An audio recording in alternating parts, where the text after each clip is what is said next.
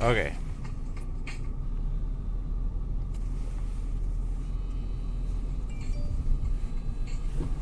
Am I chasing somebody? Are you kidding me, Don? Okay. We're gonna check upstairs later.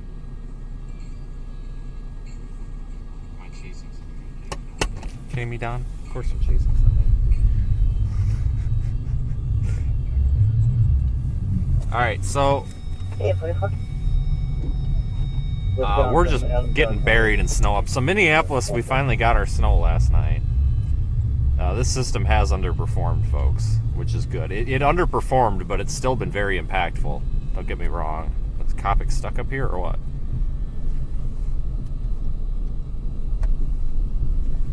But we're going to be live for, what, 3 to 4 hours until I have to take my car to go get it fixed. And then possibly live later after that, I don't know. But for now, we're going to be live for a few hours. Oh, Manny.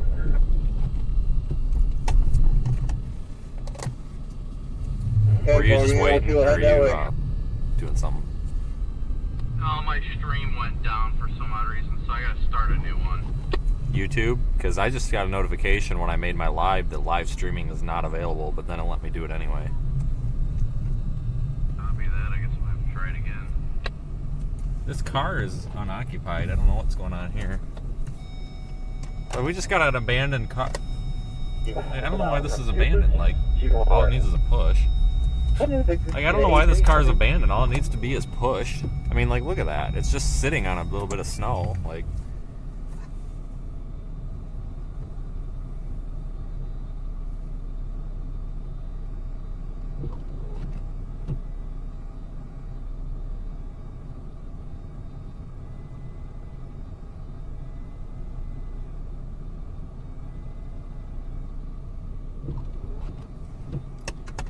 I'm gonna wait here. Alright, this truck's gonna wait for us. Whatever.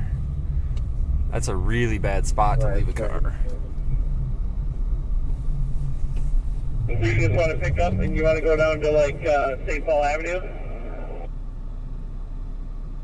Yeah, good morning, everybody. The snow event is winding down, so that's why I'm not too upset about streaming for a couple of hours instead of, all day. But it's possible that tomorrow, while I'm headed south, may even encounter some snow, some blowing snow going through down I-35. But I'm expecting Sunday to be a potentially big severe weather day.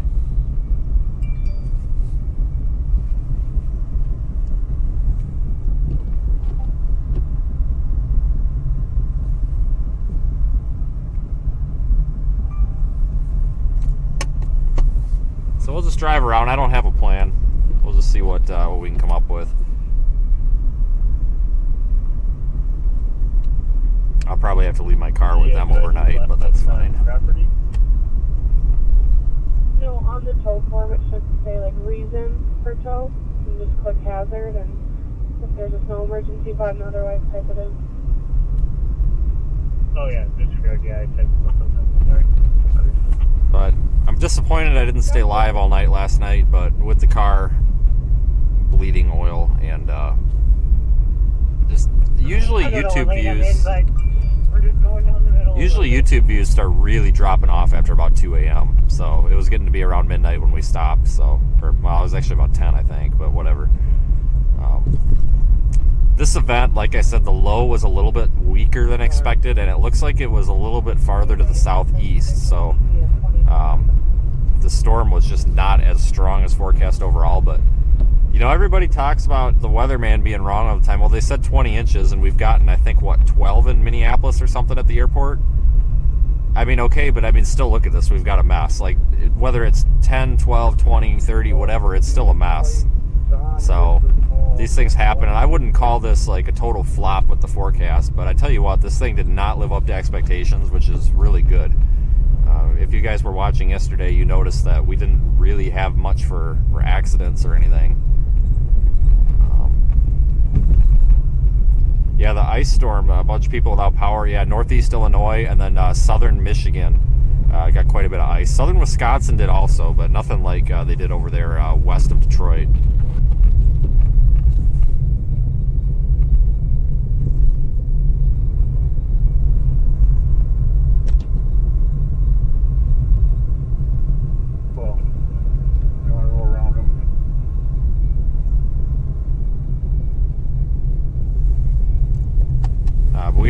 we are live in the Radar Omega app, folks. I got an email last night from a viewer that actually had a couple of good ideas that I'm going to be bringing up regarding our stream there. Apparently, we've got a bunch of school kids or whatever in there, like high school kids, and the teachers running Radar Omega on a desktop. And apparently, this science teacher or whatever is like a weather fan. And I guess he's been using Radar Omega with our live stream to try to teach these kids something about radar. So that's pretty cool. So, and apparently they're local to Minneapolis too. So I told them that I would love to hear a little bit more about that. So that was pretty neat. But you folks, I won't repeat this too much because I sound like a broken record. But if you are joining us and you want to follow along with the Radar Omega app, links are on my website, seethestorm.com. But I recommend switching it over to the Minneapolis radar site and then using the winter weather radar. So instead of the reflectivity product, use the winter weather reflectivity. It'll give you the winter color table for the snow. That way it'll look like the little radar picture in the bottom left of the YouTube screen. Oh my God, this road is just full of holes. I think there's more potholes in this road than there is road. Yeah, Logan's right. The warnings should expire here. I don't see them being extended. They may keep some advisories in place though for blowing snow and such, but it is still snowing, but it's not going to be snowing too much longer here.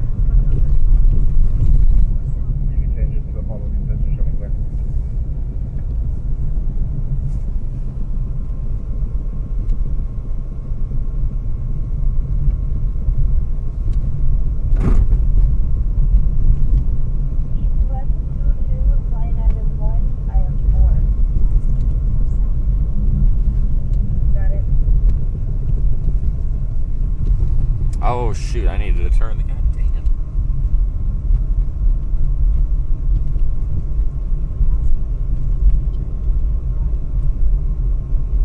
Yeah, I am sick of winter after this though. Like,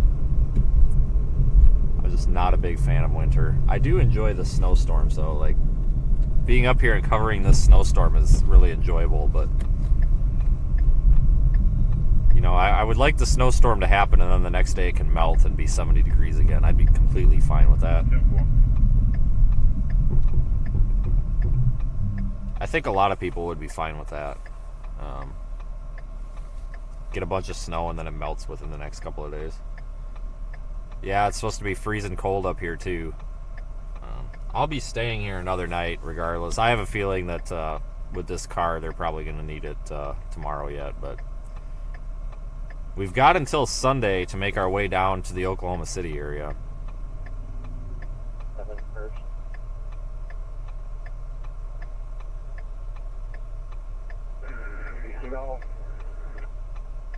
What, do we just not get a green arrow here, or what?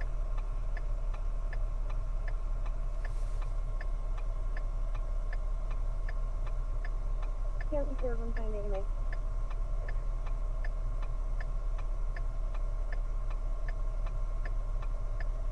And how far did that guy have to drive from where he stopped to the next crossover?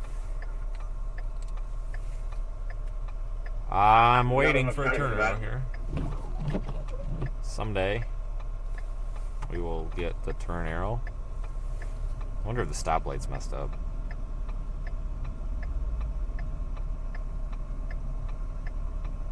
How many of you guys would have went by now? I know at least half of you probably.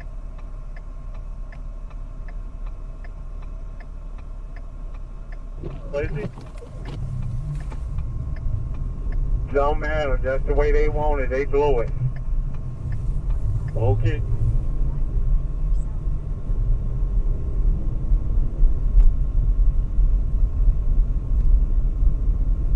Yeah, it only goes to Edgecombe on this route.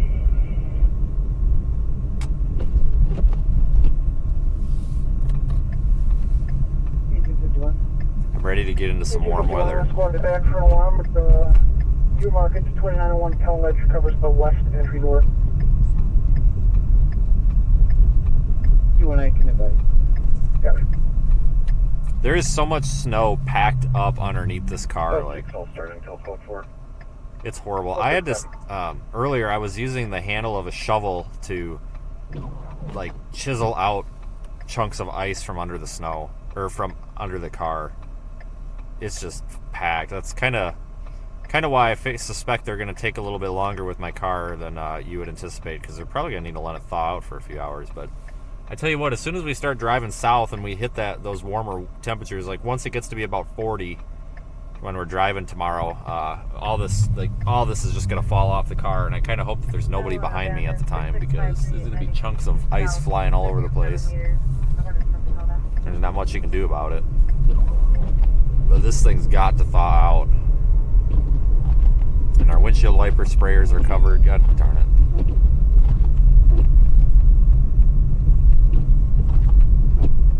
I wouldn't be surprised, though, if we come across more slide-offs today, because it seems like there's more snow on the roads now.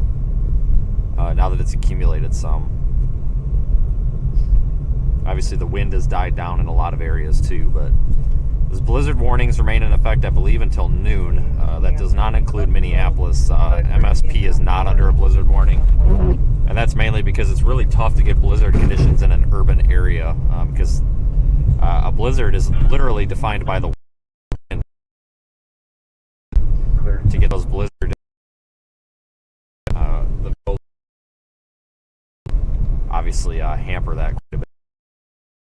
We've got a lane of travel right down the middle of the road, not even on the left or right side of the paint line. Like, this is absolutely 100% the Midwest right here, when the wheel tracks go right down the center.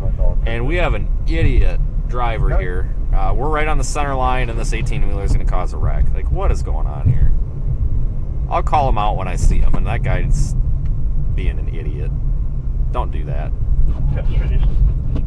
Coming from a guy that used to have a CDL to drive one of those too, so I can say that. My God.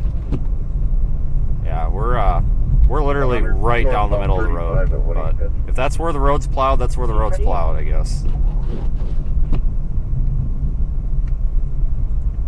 156, I'm 13, let's go grab it. 48. I think we need to get a really old beat up piece of junk truck in a snowplow and start streaming from that. We'll just go around and start like randomly plowing people's driveways out for them. I don't know. That'd be a good. Maybe that's what we should start doing on our live streams for winter storms. Now, the heck with this driving around. Like, let's just go get a really junky old truck and a crappy snowplow. Spend like $500 on the whole mess. And it'll be a mission to plow X amount of people's driveways for free while live streaming it and not break down or something. I don't know. We need a mission. I almost thought about that when I used to have my I had a truck that was big enough I had a 3/4 ton that I used to chase in, and I was gonna put a plow on it for winter storms. I never did, but I was gonna, because I thought, my God, if I go chase a winter storm in this, I could put a plow on it. Never did. Still order crews for a routine Somerset 206 Red Pine Drive.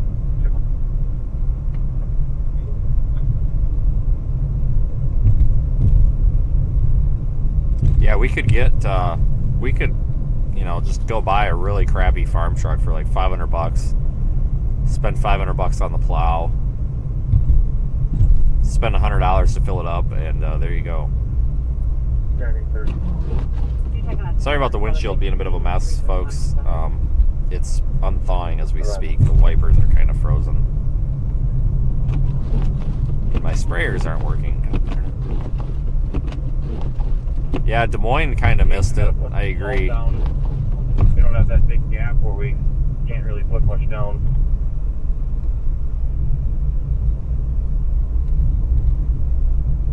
Yeah, we're just playing the game of I don't know where the road is here. Oh, now we can see the lines. There we go. South Central Line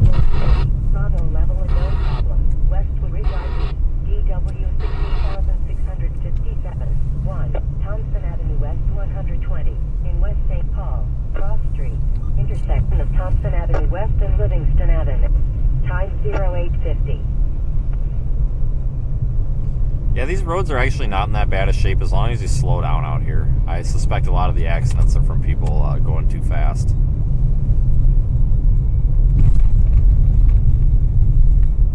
I actually almost got in an accident. I was actually streaming, just not on YouTube yet.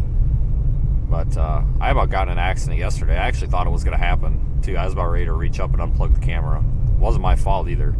So, I don't know if you could see the semi in front of this car, but there's a semi about a quarter mile ahead of us. And that's how far I was behind this little Econo box piece of junk, falling apart, four-banger, Ford Focus or something. And we're going over a bridge like this, and it's really icy. So I took my foot off the gas, and I'm doing about 40. And there's a semi coming up in the left lane, just hauling, like 60. And you can tell that he's starting to slide around a little bit, too, because I saw the trailer start to go out. And I'm like, you got to be kidding me, you idiot. And then the little tiny red car, it was an exit right after the bridge, just like this. And he goes past the exit and then decides that he's going to exit. So he just slams on the brakes, locks him up. And, you know, I closed that gap at 40 miles an hour in about 5 seconds. And he's trying to get over to the exit. So instead of getting off of the road, he's just like spinning around in the road. And then the semi is sliding around. So now he's crossing the center line and he's in my lane. And his trailer about takes my car out. And I about rear-ended the car in front of me trying to avoid getting hit by the semi. I'm just like, you gotta be kidding me. Yeah, everybody always forgets that the bridges are icy. Really icy. Especially when it's very cold out because the salt doesn't work. I definitely thought that was going to be an accident. First thing I thought is, well, I'm going to be calling Progressive when I'm done with this.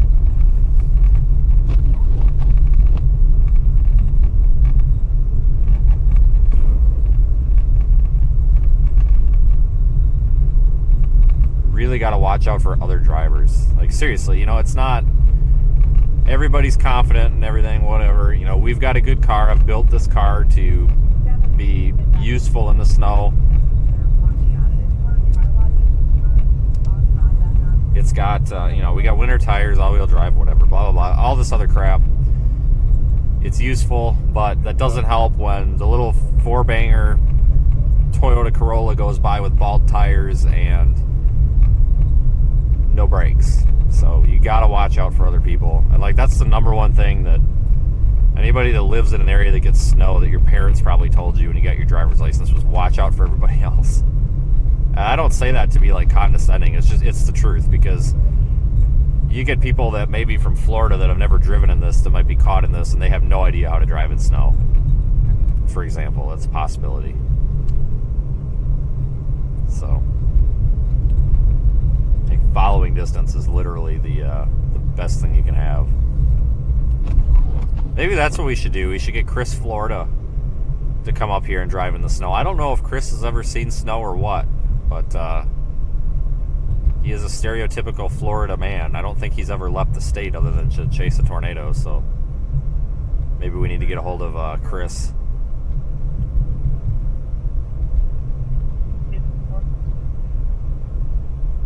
See if he's up for a snow driving challenge.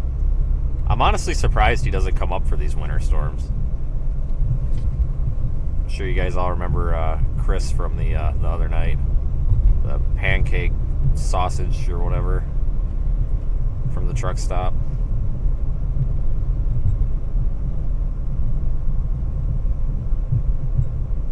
I like Chris, though. Really good guy.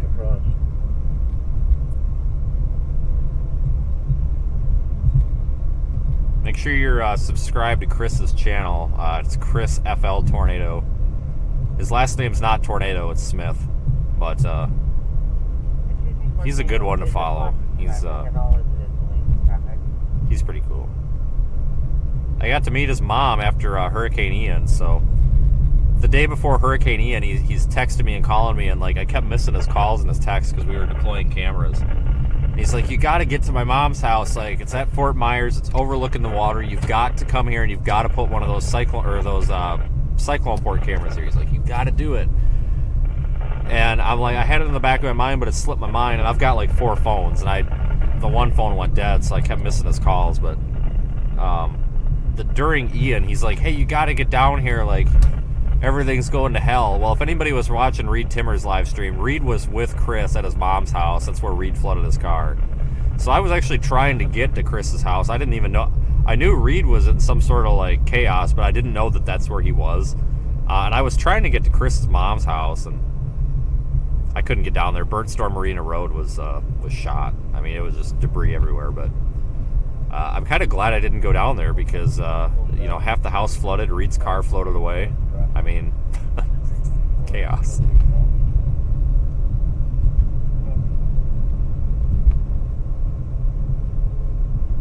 Yeah, that hurricane was crazy. That was probably the most chaos that I've been in with a hurricane. Ida was pretty intense, but Ian topped it. Ida, I was with a lot of other people though too. My friend Corey Ecton, I met up with him because we were trying to do some work with Fox Weather at the time, and we were in Homa. David Lilly was there also for part of it. We had there was a group of us that just kind of ran into each other, and then Ida was out on my own, mainly because I didn't sit in the parking garage. Everybody doing these hurricanes, everybody always goes and sits in a parking garage, and that's fine. Like that's honestly the safe thing to do. I can stand sitting in a parking garage for 8 hours and like watching the world fall down around me. Like I want to go see it.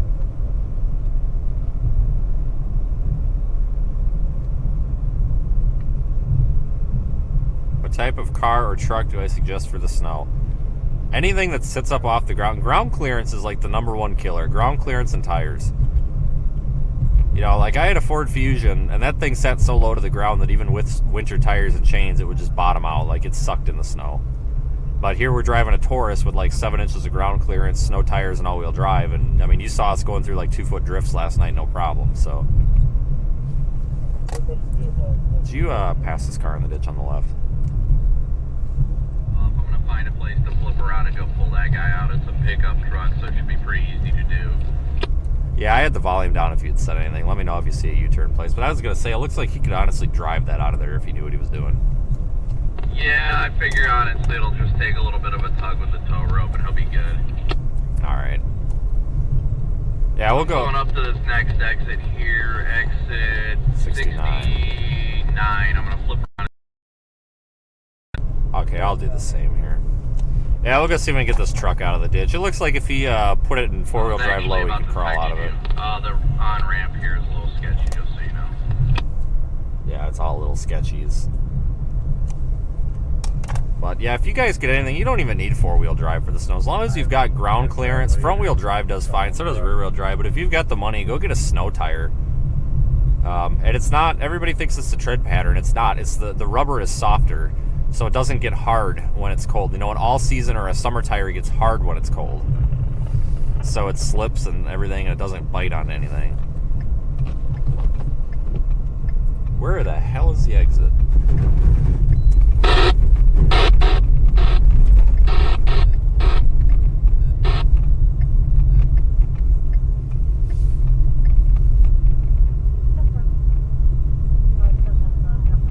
When did I start storm chasing? 2014, I think. I didn't start doing it as like a job or a career though until what are you doing, buddy? Oh, are you stopping? I think he's stopping. But he's making it so I gotta drive through this drift. Thanks, dude. Appreciate that. But I didn't start actually doing it like for any sort of income or as like a job until 2020. It was May 4th, 2020 is when I told my the owner's wife of the ambulance company that she was a nasty, horrible lady. And that was the end of that. I was in the parking lot of a Walmart, and she called me because an ambulance wouldn't start at the hospital. And I'm in a parking lot at a Walmart in Oklahoma, and this ambulance company is in Freeport, Illinois. And she's like, you get your worthless, you know, back here, you piece of this. And I literally said to her, I said, you know, you are a nasty, horrible, and I called her a word, and I said, I never want to see you again, and I hope your business fails. That's literally what I said, and that was it.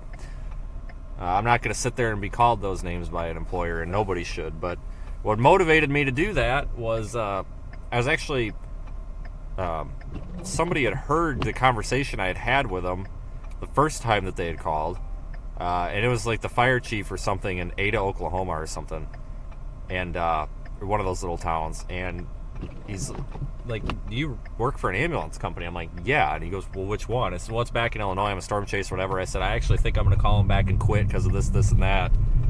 And he was kind of dramatic, but he leaned, because I had my window open. That's how he heard it. He was parked next to me, and he like leaned into my car, and he looked at me. He goes, I'm going to tell you something right now. He goes, if you don't quit that job, you're going to be miserable for the rest of your life.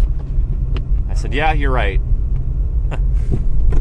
I'm going to quit that job. And he goes, you need to quit right now. And he's like, hey, come down here, go work at McDonald's, do something. Don't work at that dump if that's what they say to you. And I'm like, you're right. So that's the story of how I quit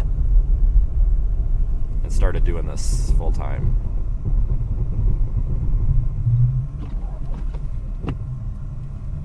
Okay, I guess this guy's stopping. All right. And that's why I'm really, really big on treating employees the way that they need to be treated. You can't treat your employees like disposable resources, because well, quite frankly, they are disposable resources, because they'll dispose of an employer in about 5 seconds flat if they're treated like garbage. Because what? Copy. We got a whole crap ton of plows here, so just be careful. They're going to be sneaking up on you here, doing the whole interstate in one hit.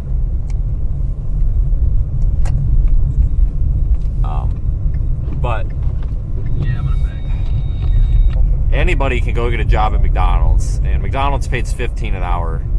So if I'm going to sit there and get paid $20 an hour to run an ambulance company and control them piece of crap, then I'll just go work at McDonald's for $15 with benefits. You know, and a lot of people dog on fast food. They're like, oh, fast food employees, blah, blah, blah. But, you know, here's the deal. If you can go get a job at McDonald's for $15 an hour and that's enough money for you, then, and you don't do it. I don't know, dude. I just play it by ear. But here's the deal. Like, it's good that these small employers and fast food places and stuff are paying a little more now. Yeah, inflation, whatever, argue that, fine. But what I'm getting at is it's good that you don't have to have a 4-year master's degree to be able to get a job that you can get some money anymore. So that's good. So that's my story. Everybody always asks.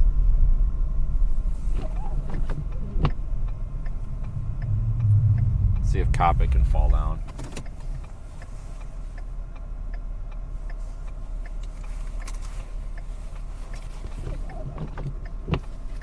$10 says he falls on his butt. I thought there was plows coming. Maybe they turned off. Over by 494. Mark, you see that car going on the shoulder. Okay, we're just passing 62, so we'll be there shortly.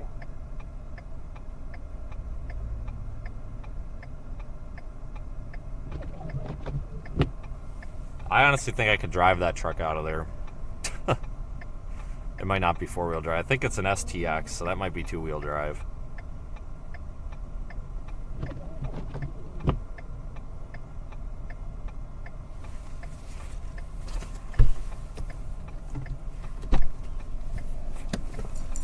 See the top of a semi. So he's either off the road or I don't think he's rolled. It looks like he's upright. I'm gonna keep your ramp. Copy. Round of 5.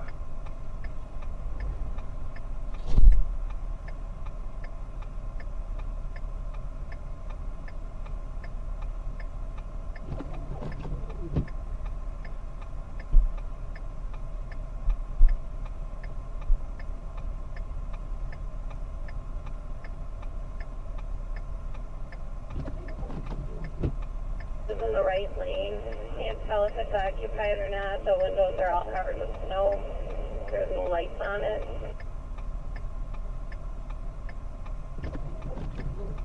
Thanks for letting me know.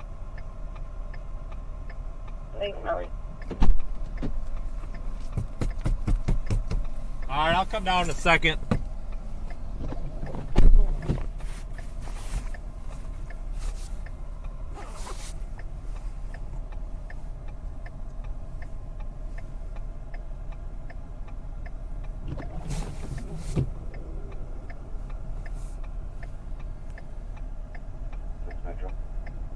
276.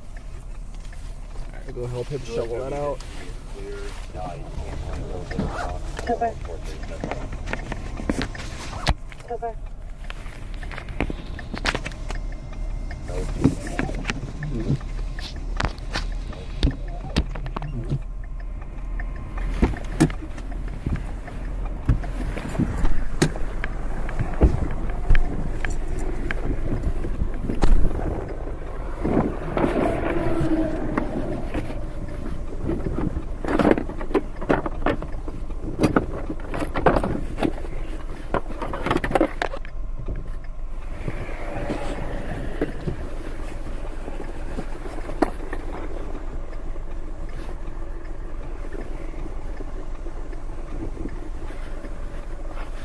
Oh, it's cold out.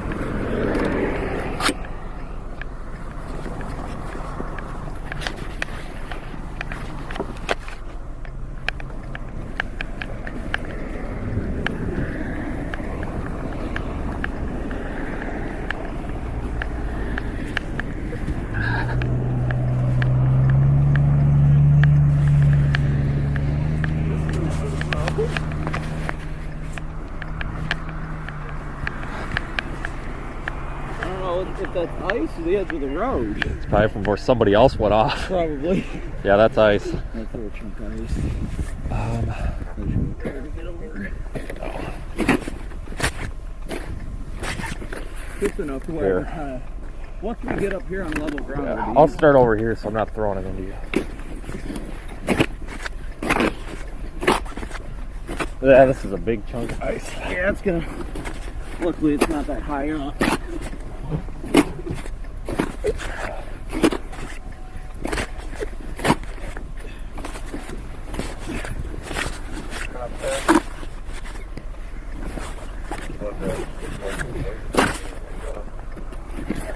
I think that'll do it. Let me go get my strap real quick. Okay.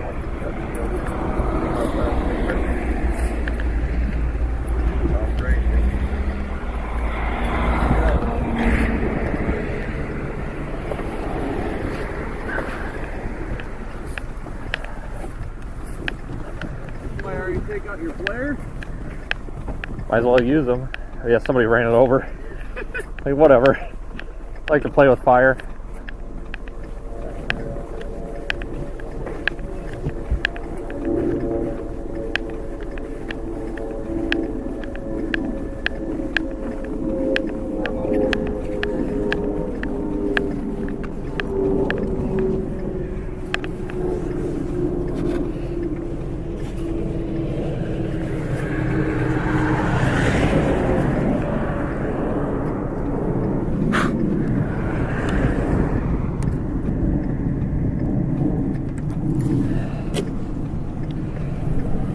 We'll just leave this out.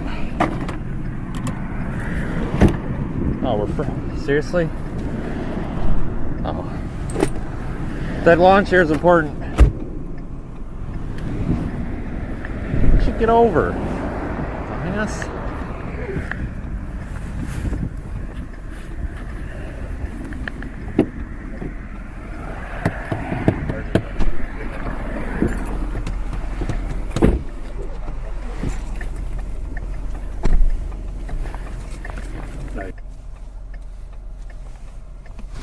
Oh God.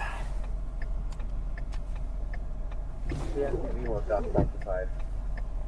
Alright, we'll want Super Trooper here. Hook him up. He likes doing that, so. What's your SB612?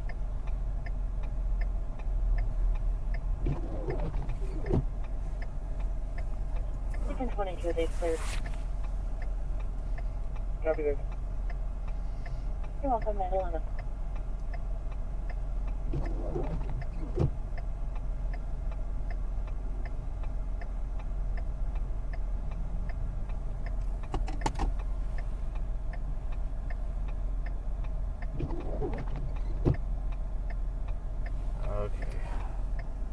We'll let him get hooked up. We'll sit here so nobody hits him. At Extra Space Storage, we're all about giving you...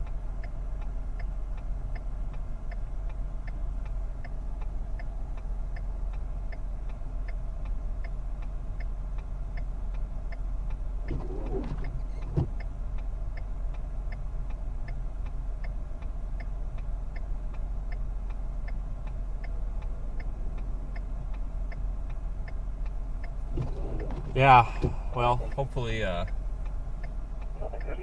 we get going here soon. There he goes. We'll sit here because I think this is actually a lane. I don't think this is the shoulder.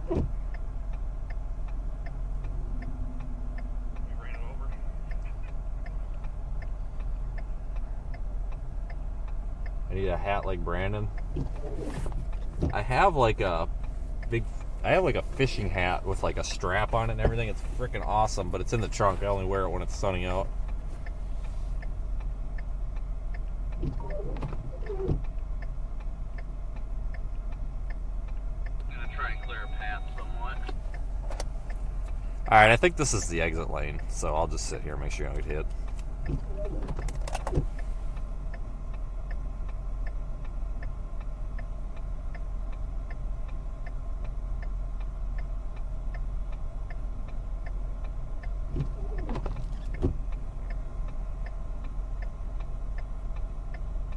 Oh, get Cindy.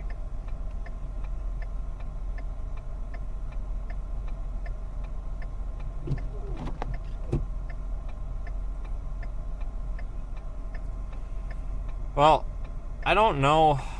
I'm not even sure how this truck ended up in the ditch, to be honest with you. He must have been here for a while. I don't see his wheel tracks. I don't think he's going to be able to get him because it looks like he got kind of high-centered on a... I don't know, like there's a windrow from the plow kicked out down there, and I think he's high-centered on it, so I don't think he's going to be able to help him out, but it's always worth a try.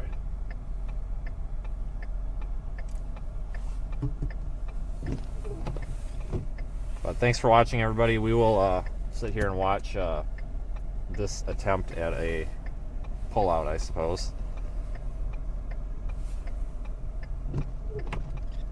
Yes, Bob, I agree. He was in the road and then he wasn't. I agree. That is a very accurate assumption. Like, I probably owe Bob like a fee for helping me figure that out.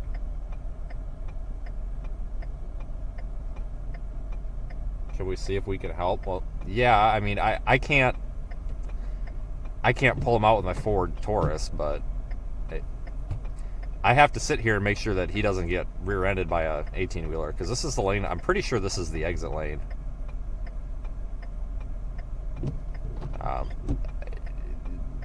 All this really requires is one person and two vehicles, so it's not like I can really do anything up there. I can't really shovel out under his truck either. I mean, I guess I probably could, but... Copy. If he backs up, he may be able to turn and drive it out of there. Don't say anything stupid or mean.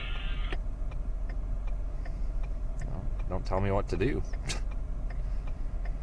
Kind of what's a little irritating, this always kind of irritates me a little bit, like when there's a big burly guy like this, it's like a construction worker or something, and they're sitting in their truck and they won't get out and like hook up a rope or something. That kind of annoys me, I'll be completely honest with you. Right there. I'm not quite sure what's going on, but I think that might be an STX, so it might be two-wheel drive. Hey Vince, how are we looking after these two cars? I can't tell. It's all snow and ice and stuff. Is that four-wheel drive or two? 4. Yeah, I think if he backs up and then cuts his wheels hard to the left, he could... Honestly, he might be able to chew himself out of there. But if you're pulling him, if he backs up if he can and then cuts it hard left, I think you'll kind of drag him out of there.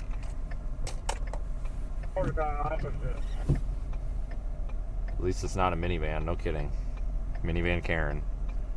You guys have to remember, too, like, I have a really long history of, like, Jeep off-roading and stuff for, like, years. I haven't really done much with Jeeps for, like, I mean, we went to Colorado when Nikki and I first met, but I haven't really touched anything off-road since then. But before that, I used to do a lot with Jeep off-roading. I would take a couple of weeks every year and go and we are going to definitely close down that ramp. Go out in Colorado and mess around and stuff. And so I'm really, really good, and I know how to recover vehicles and stuff. And I'm telling you right now, I don't think that this is going to be a recovery without a winch, because Kopic's got these like crummy Firestone all-season tires, and there's no way they're going to bite that snow. I mean, it's good to try, and good for him for trying. I think it's a great idea, but I really don't think it's going to happen, because I think this truck's high-centered, and there's really no digging him out. I mean, if the driver wants to get out and spend 2 hours digging himself out, fine, but if this doesn't work, he might be stuck getting a tow truck. He's probably going to need to be winched. Okay.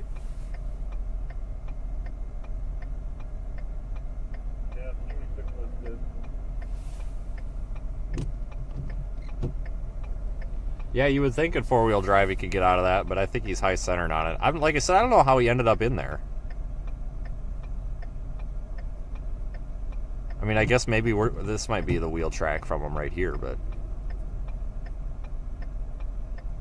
must have been an icy spot or something.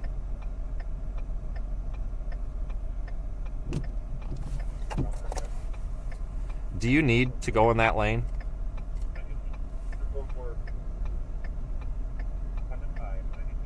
I'm not quite sure if he's waiting for these cars or what, but he's going to be waiting a while.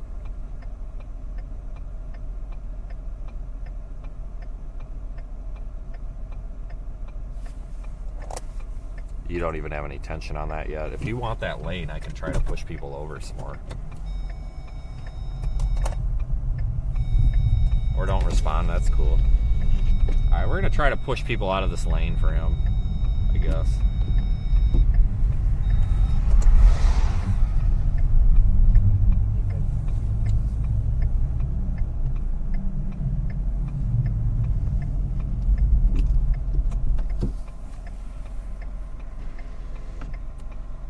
Is he even attached? He just broke his strap. I knew that was going to happen.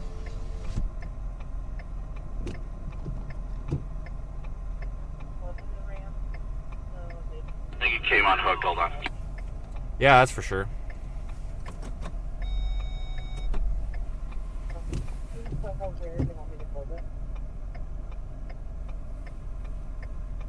Good practice for him.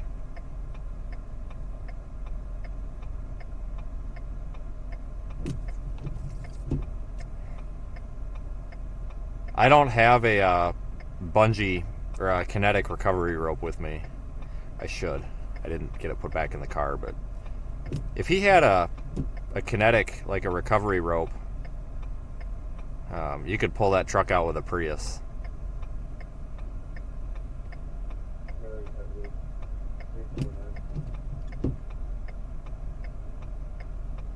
He never hooked it up? Really? Maybe he didn't. That would actually be kind of funny. Repo truck just pulled up on you. Yeah. I'm pretty sure that's a repo vehicle. Doesn't have any markings on it. Look at that. That's the appropriate vehicle for the job. This guy's probably gonna show up and be like, "Yeah, I'll pull you out for $200." This guy's gonna be like, "Hell no."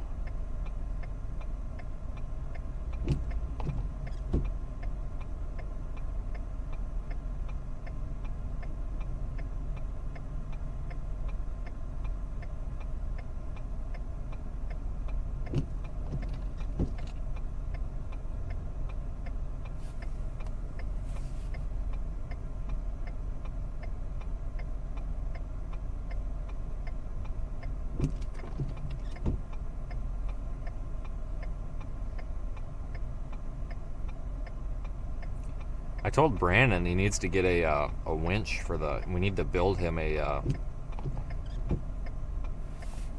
steel bumper on the front of that thing, or a steel winch point, and actually mount a nice winch for him on there. Alright, you got a coffee?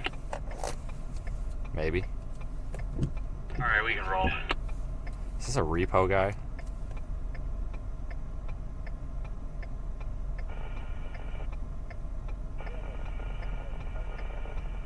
This guy's got like no lights on his tow truck.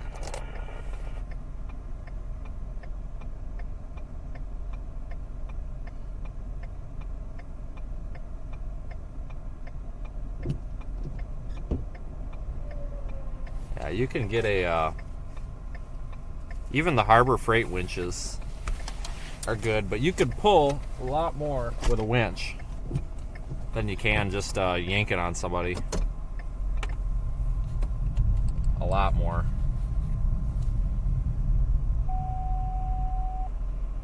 Alright, yeah, we're good to go pretty much at this point. The tow truck guy, as per usual, is a nice gentleman. It looks like he might be a repo truck. It's got no markings or lights on it. Did you say anything about that? No, he said he was called to pull this guy out. Well, why didn't the guy tell us that?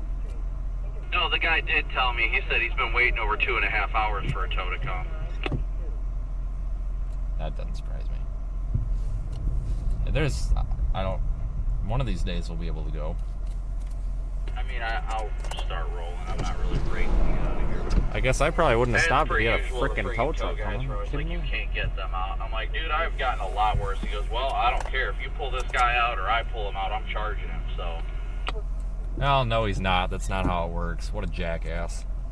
Yeah, it's typical like that because they get pissed off because they don't show up for 2.5 hours.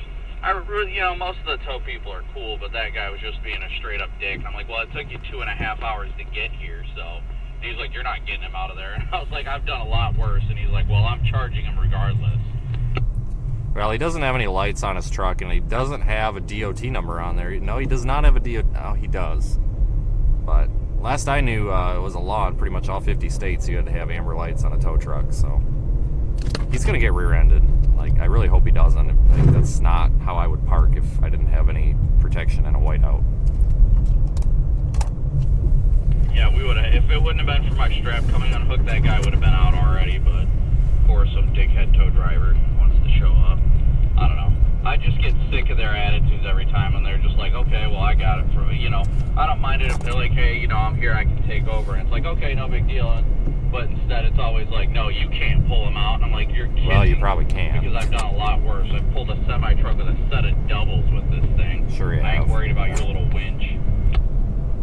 Well, with that strap, you're not pulling shit out. Not with that truck. I don't know why he couldn't. Is there a reason he couldn't just drive his truck out of there, or did he just not know what was going on? Because I noticed he didn't even get out to try to like help. So I didn't know, like, did he just not try or what? Because I honestly think after you shoveled that out, I think he probably could have rocked it out of there.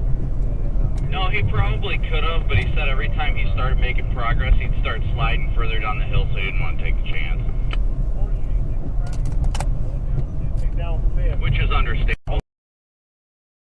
He was definitely doing it for safety's sake. I give him props for that. Even, like I said, even with the tow strap, we probably could have got him out fairly easily. I don't think Brandon understands the limitations of a 2-inch, 2,000 working load limit pound tow strap. I think we need to get him a kinetic recovery rope. That guy really he thinks he can pull out a semi with a golf cart. We got to get him a kinetic rope. You can seriously pull damn near anything out with a kinetic rope. Like, you could probably pull I'm just gonna loop back a small tractor out with a Prius if you had a kinetic recovery rope. If you're not familiar, those are those stretchy, like, bungee ropes, and seriously, you can get so much. It's so much easier on the vehicle. You don't break things. It doesn't wreck your transmission. You don't rip toe points off, and you get a lot more pulling power with them. Negative, I'm turning for it right now.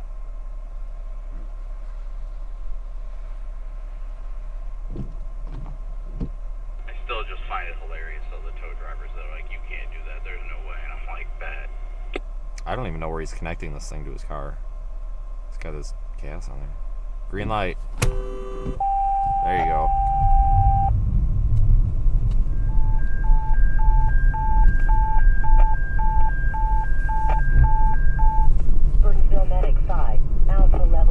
Alright, we'll get back on 494.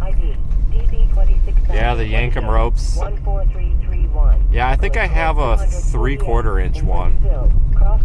And I can pull damn near anything out with those things. 0926.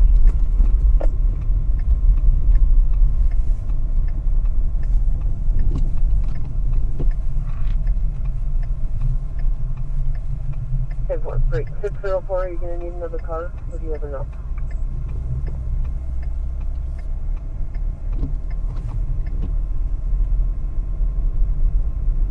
Dispatch, can you send out a photo on the next train? Can you go to 9-4-10? 5-1, I'll be at 9-4-10. Yeah, I would love to get sponsored by Yankum Ropes. I've tried a lot of sponsors, folks. People aren't really interested in sponsoring storm chasing. They claim it's too dangerous and anything can happen, so that's kind of why we're out here fending on our own.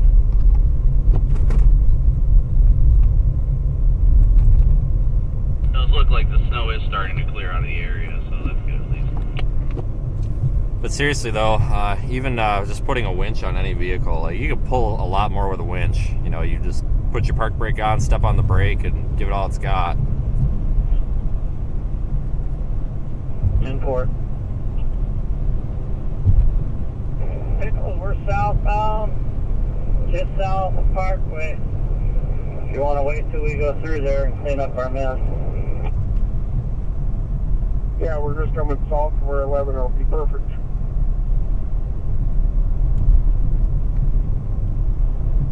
Still got my winter boots on now.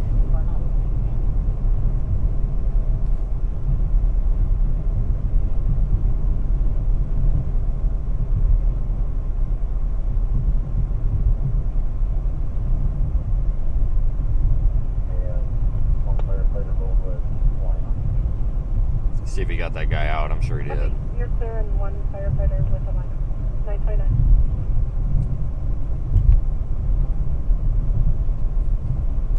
Well, thanks for riding along with me here, folks. And it's going to be a busy couple of days. That's actually funny. I just watched him pull him out, and he just hooked up the winch and pulled. What did you expect him to do?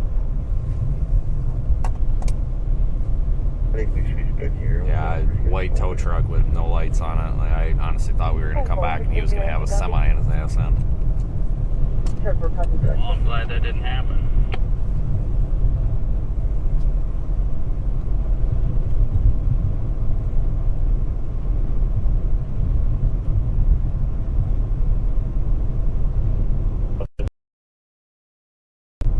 Yeah, the Matt's off-road recovery guy is pretty cool. He's got some deal with the Yankum Ropes. He rebrands some of them, and they're bright yellow and sells them. I don't know.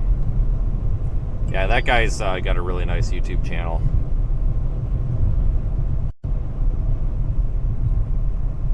We have a lot of his subscribers on our channel, I've noticed. A lot of people talk about him all the time.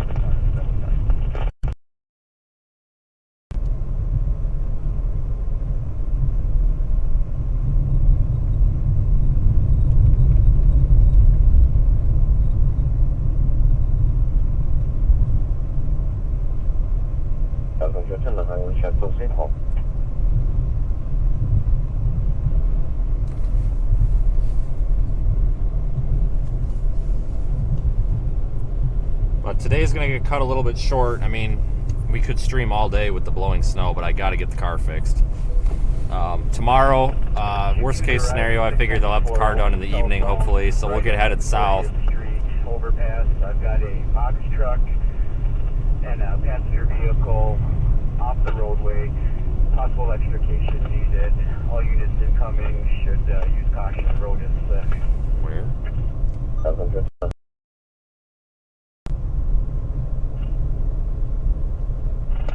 Q2's arriving 694. We'll be southbound right at the 40th Street overpass. I've got a box truck and a passenger vehicle off the roadway.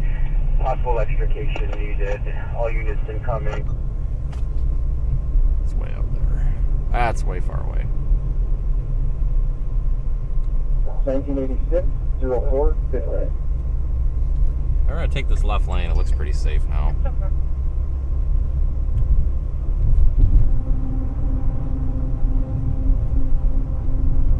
between 11 o'clock and United 4900 and the sub-acres west end hall.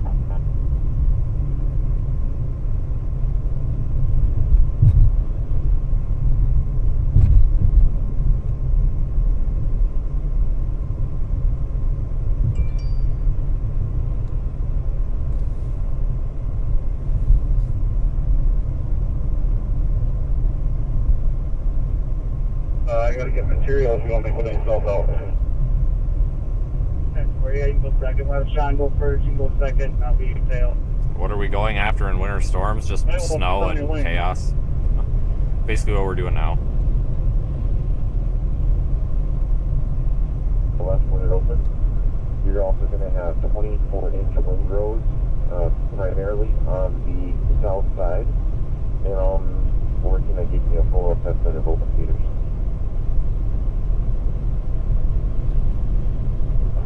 Okay, Aaron, and just to clarify, when I issued the other ones as snowbanks, you would consider those 24-inch windrows or snowbanks, they're off the actual runway itself, they're on the shoulders? Affirmative, yep, they're right on the shoulder marking, basically right at the light line.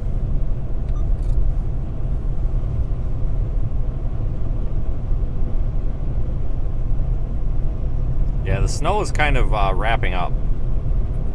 We just got blowing snow, which is a problem. You know, it doesn't take much to cause problems when the wind's blowing 30 miles an hour with fresh snow on the ground. You folks know that. We'll have to stop and get fuel soon.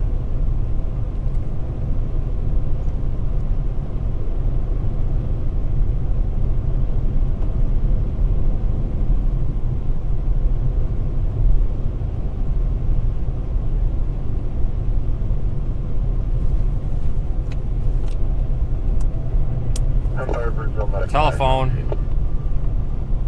Hello. Oh, nice.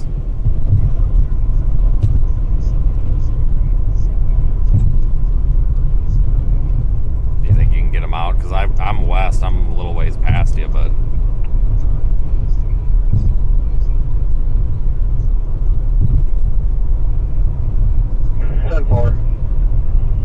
Mark, we're going to the right here. 10-4, I'm just following you. Oh, like a town car?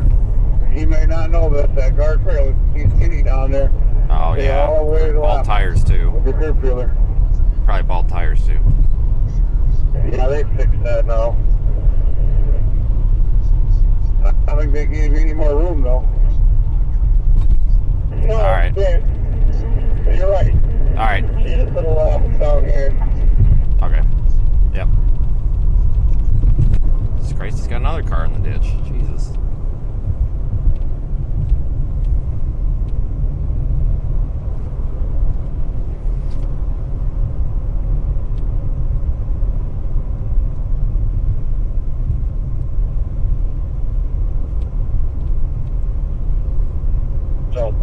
All right, folks, we've got 2.5 hours of the stream left until we go and get this massive oil leak on this car fixed. But as I was saying, expect possibly a tornado chase on Sunday because I'm sick of this cold weather. It's like a pretty good chance of maybe some significant severe weather down in Oklahoma.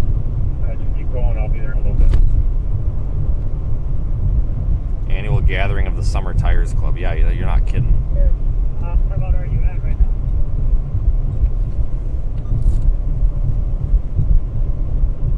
I'm in St. Louis Park over by Bunny's right now. I'm going to start heading eastbound right now.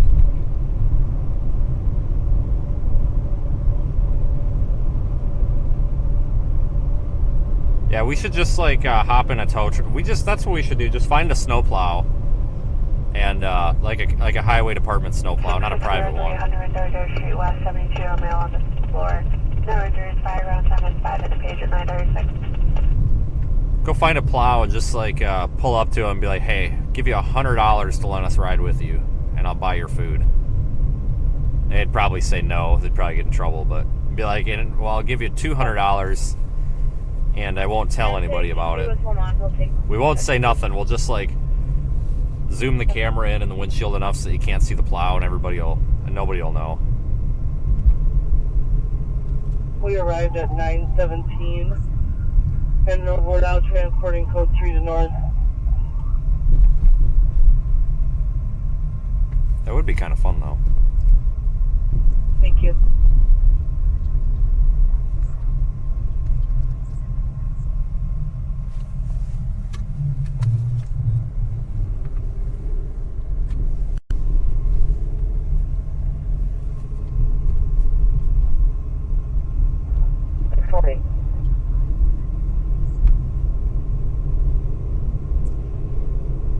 Yeah, we totally had to roll that red arrow. There was a, coincidentally, there is a plow behind me, and I don't think this plow is going to stop for us, so. Now, that's a wolf. I'll be coming up that ramp anytime shortly. That's okay. The camera was off. There's no physical evidence, but sorry if that offended anybody, but I really didn't want this plow to roll into me. He looks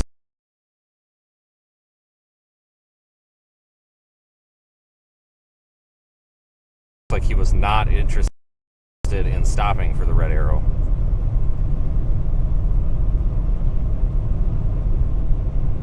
Yeah, you have cameras on your snowplows, but I don't see no 1080p 10 megabit or 10,000 kilobit stream with ridiculous commentary. Like, you don't have commentary. That's what you need with those snowplow cameras. You need to get some audio on those things.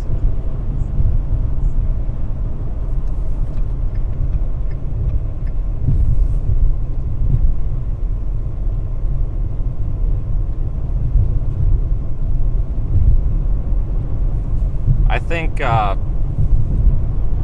Iowa's got cameras on their plows too, but they only take a picture like every 10 minutes or something.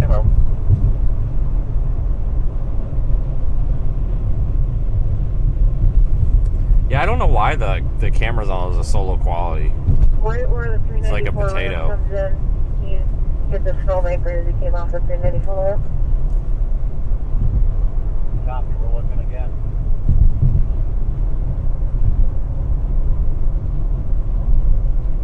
Well, one, thinking it cleared off. Good luck, and there's nothing there. Yeah, not swing through. I'm pretty much dedicated to that way now. So that's good news. Yeah, just for the day. Nice, nice.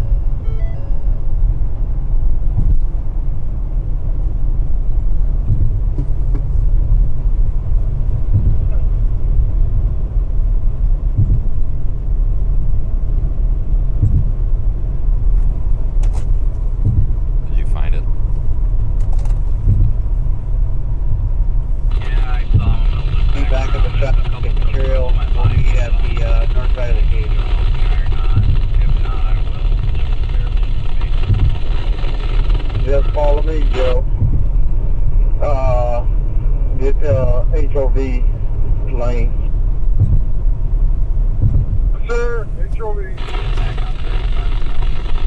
Sam, just so you're aware, all the ramps downtown are done. The only one I didn't get to that would take too long was the 94 flyover. So I don't know if when you guys go to the north end, if you want to get that, the two of you.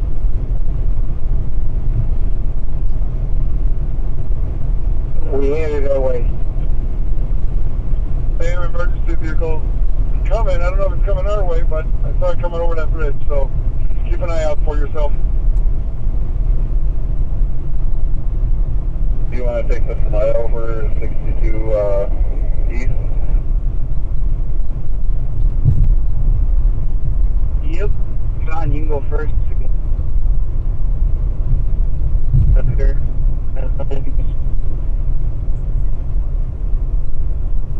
We'll go south on 35E toward Egan again here and see what's going on. Open runway, 1230 left, be open.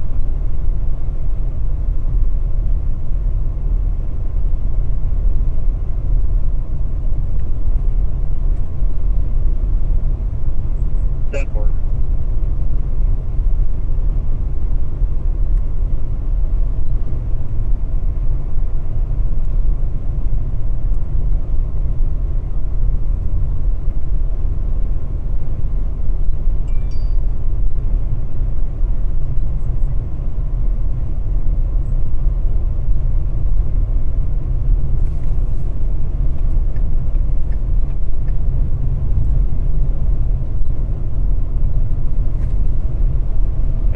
kind of a laid-back winter storm, though. Well, it hasn't been very fast-paced. Oh, sorry, I'm looking for Mac 23. This is 23.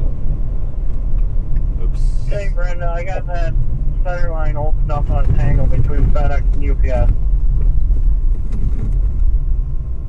Copy that. Thanks, Brad.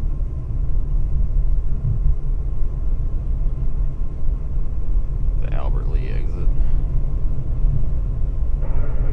Good work.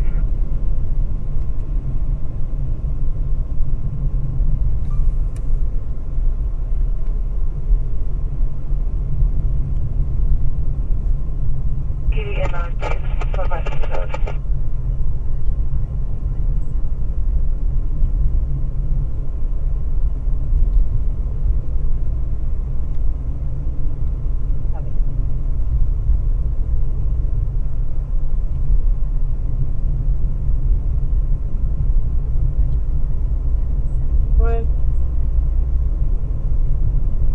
Had a call for material and scraping.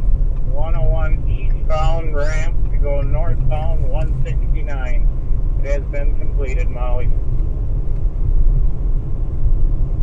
10-4, thanks for taking care of that. 943. Here we go, headed south. Copy that.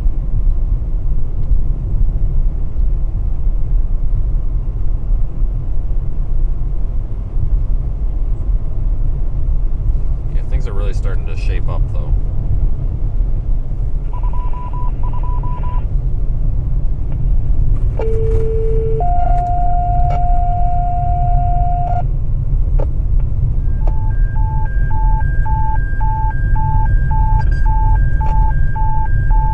Apple Valley Rescue 2, Delta Level Choking, Apple Valley Villa Apartments, ID, DA 519, 14610, Garrett Avenue 146, in Apple Valley, Cross Street, intersection of 146S, TCT West and Garrett Avenue.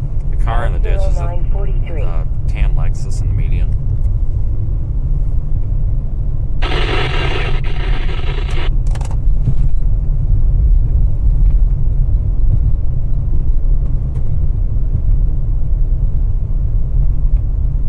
Copy. Tan Lexus in the median.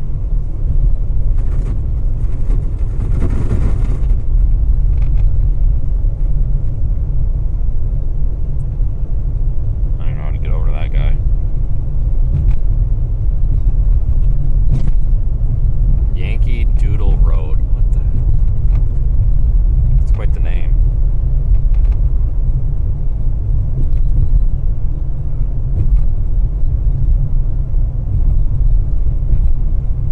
Just do the westbound. They haven't gone through yet.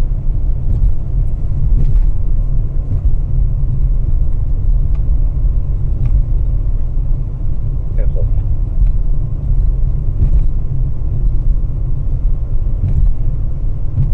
21 copy. Send it out. 945.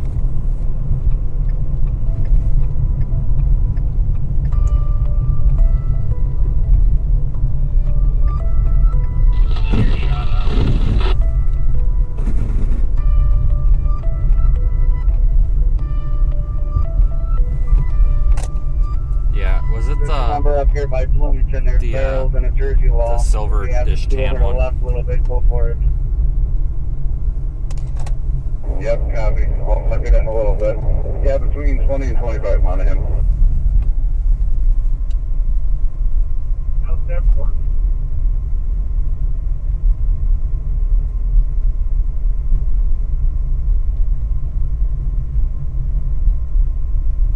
Oh, and I'm just gonna pull into that turnaround and check it out. There might be a chunk stuck in it. Oh no, not a chunk. Our guy's got a chunk stuck in something. Can only imagine what that's about.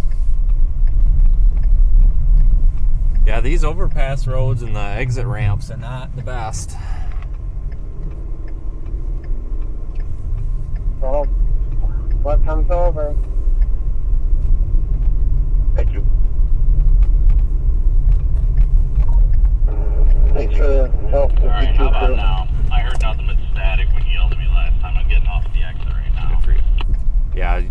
tan-ish silver Lexus that was in the median. Office will have someone arriving to a large. Yeah, they're barely off the road. I was figuring a tow truck, like 3 of them have 81 to passed go by now. eastbound. Well, that was broke up Well, pretty I good. figure at least stop to make sure you don't need gas or something. Pretty cold out. Yeah, are you about to get back on? Yep. I'm at the light. I'm going to be doing that loop real quick, and then I'll be over there. Partially why I like to stop with these cars, folks, too, because remember, sometimes people Yeah, I can out there. are like out of gas when they get stuck, and then they're freezing, or they got a kid in the car and they have no gas because they're stuck and now they're freezing. So even if you can't get these people out, you can give them a little bit of gas. Done that several times, especially in Buffalo. 777. Did that a lot in Buffalo. 7 code 4. Putting that 4, 948.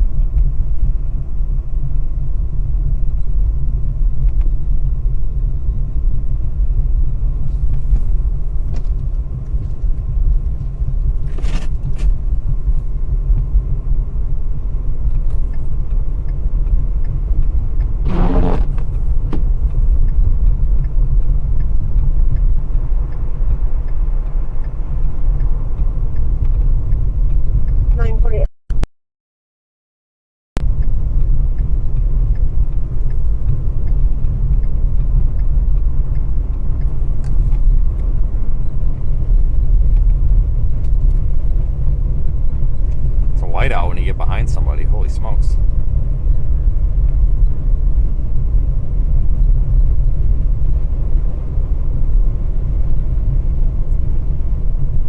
I'll be checking it out.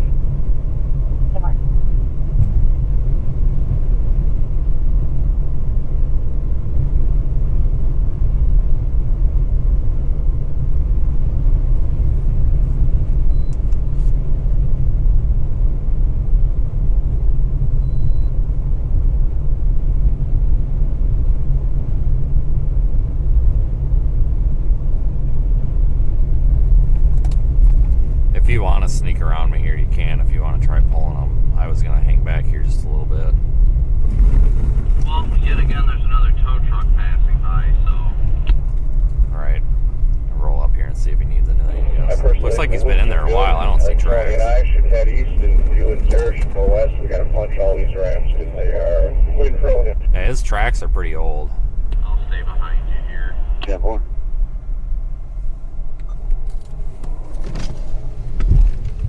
You got somebody coming? Yep, I'm waiting for AAA. Alright, you got enough gas and everything?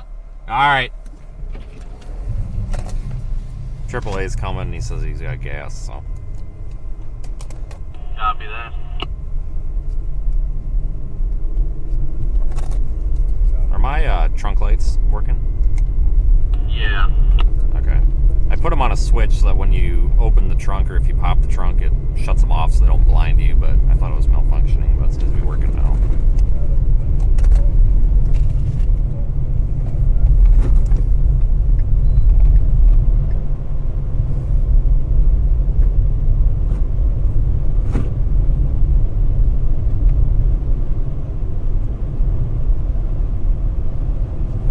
I have a feeling he's going to be sitting there for a while, unfortunately, but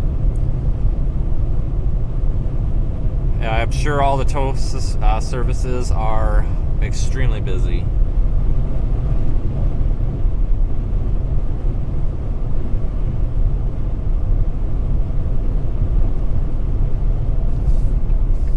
See, now I also feel different when it comes to like AAA. When they've got AAA on the way, I feel better about that because it's not something they're gonna have to fork $100 to get pulled out for. It's something they already have. No, they'll just wait 6 years and a month. Look at the plows go on the other side. Yeah, I have mixed feelings about AAA, folks. Like, it's nice. I mean, they do send somebody, but I've had them in the past, and sometimes they take forever to get a tow dispatched.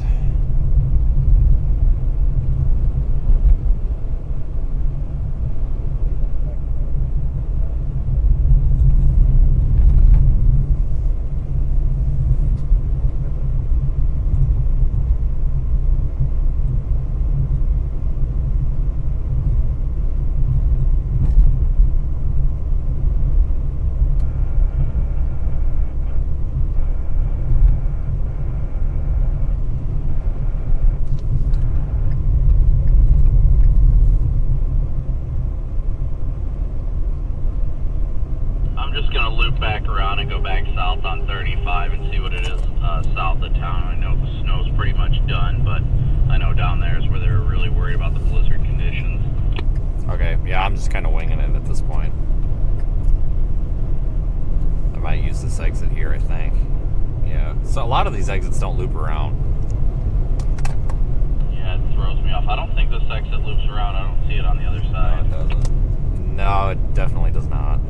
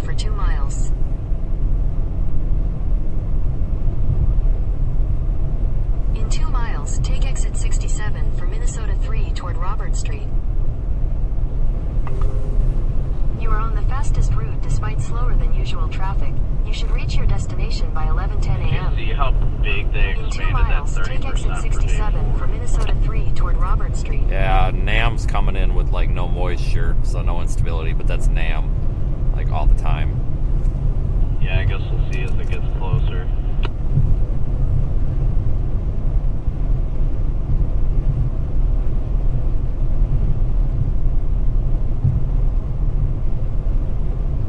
Oh, and since we'll probably have an extra day and nothing to do, I got a cop friend down here in Tulsa. I forgot he offered for me to go on a ride along. I can just go mosey on there. Jesus Christ. Do that for freaking Friday night or whatever.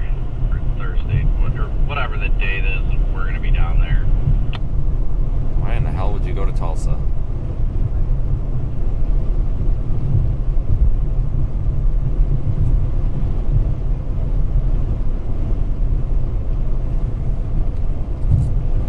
I'm 11. Code 2 is Savage at Enriched Living. 12716 Natchez Avenue South. Routine standby. Comment off.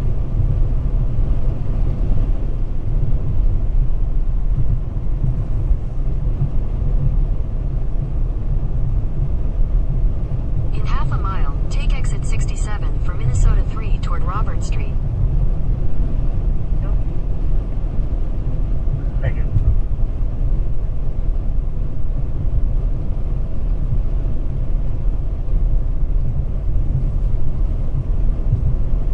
Okay, so trying to get back going the other way. A lot of these exits don't have an on-ramp, it's just an exit ramp, so... Might get fuel here if they have a better fuel option. Doesn't look like it. We'll just continue to go to the one on the route. Turn left onto Minnesota 3 North, Hiawatha Pioneer Trail, then turn left onto the I-494 West ramp.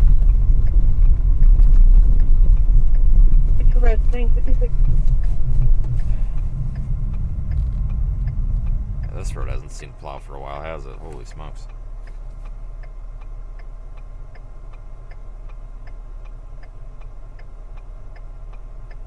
Shop. We get that wiper fixed. 10-4.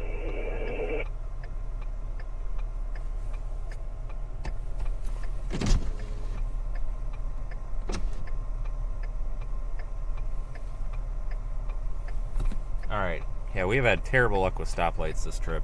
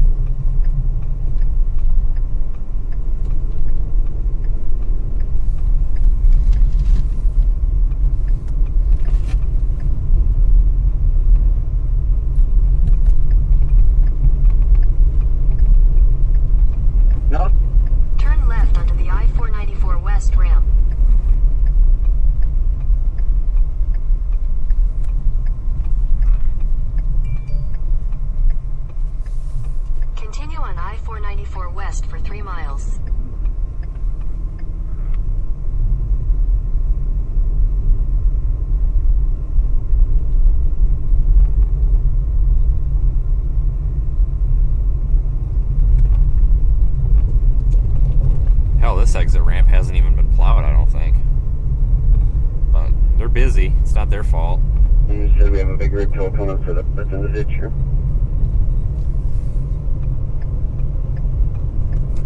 You missed it too. There was a car that was driving like crazy. Front wheel drive, looked like a Civic. Was driving like a real genius when I was getting back eastbound on 494, and they about lost it getting onto the ramp going south.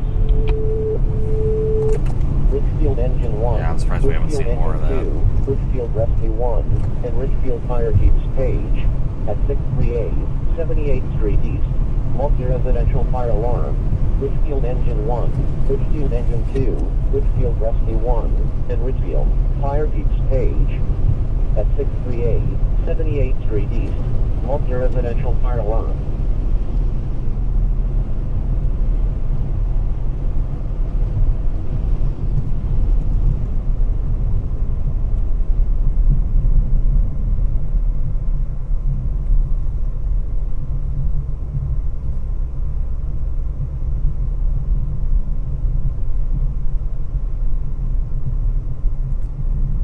They're a little bit held up here with traffic now.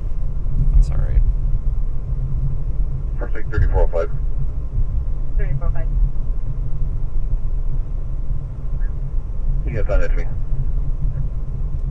Coming. We a level 36 person, Birchwood Healthcare. In 1.5 miles, take exit 70 for I-35 East South toward Albert Lee. Recent 15 weeks pregnant complaint services for breast.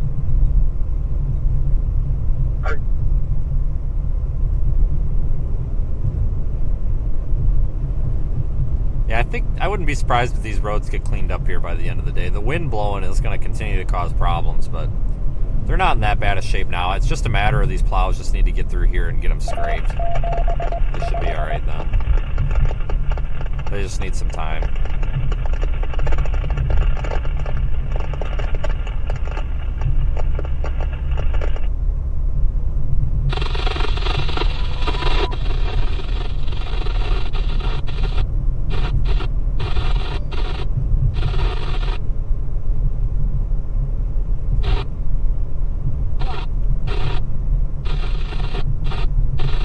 No, I didn't. The lady was shoveling her driveway and she threw the snow and the dog attacked the snow in the air and you could tell she's getting frustrated. Oh, that's so funny.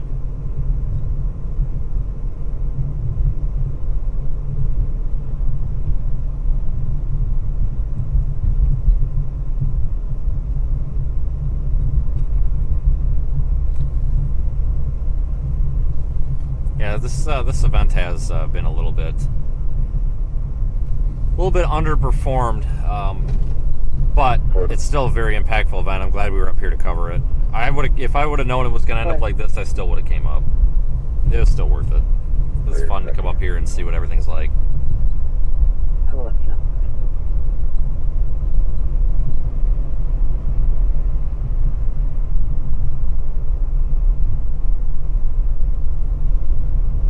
The Minneapolis parking.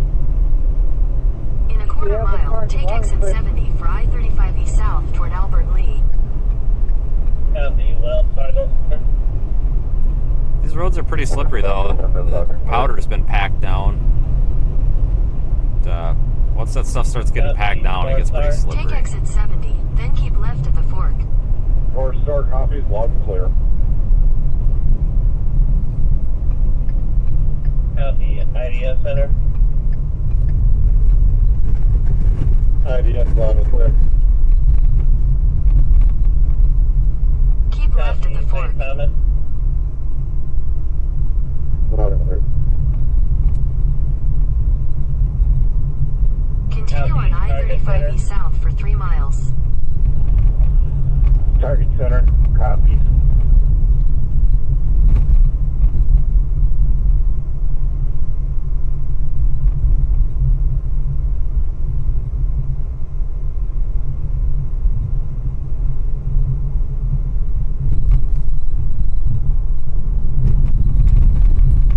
Even though when those blizzard warnings expire and the winter storm warnings expire, we'll still continue to have these travel impacts. Wouldn't be surprised if we get a winter weather advisory or something for blowing snow. But Travel impacts all day, probably. Cross Street, Arlington Avenue East, and Hoyt Avenue East, box 555, on fire ops 4, time 10:02, medic 7, 1505 Westminster Street, sick person, cross streets, Arlington Avenue East, and Hoyt Avenue East, box 555, on fire ops 4, time 10:02.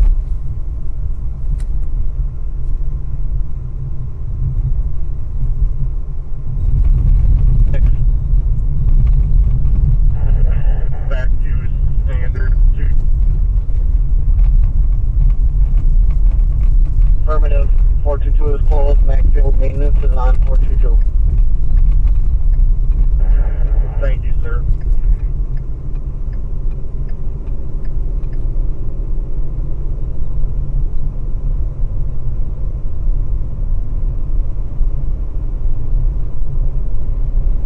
No idea where the lane is. Just guessing again. 31, Pilot Knob Road.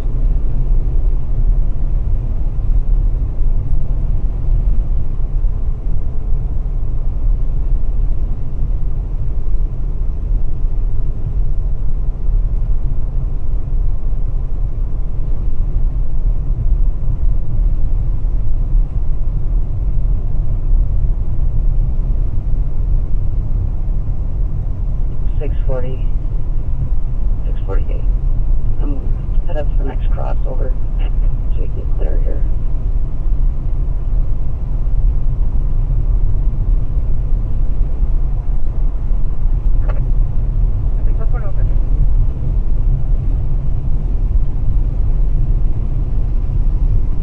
There's that guy in the ditch still waiting on AAA. He'll be there a while. I think he's been there a while already because, like I said, his tracks are already covered with snow where he went in.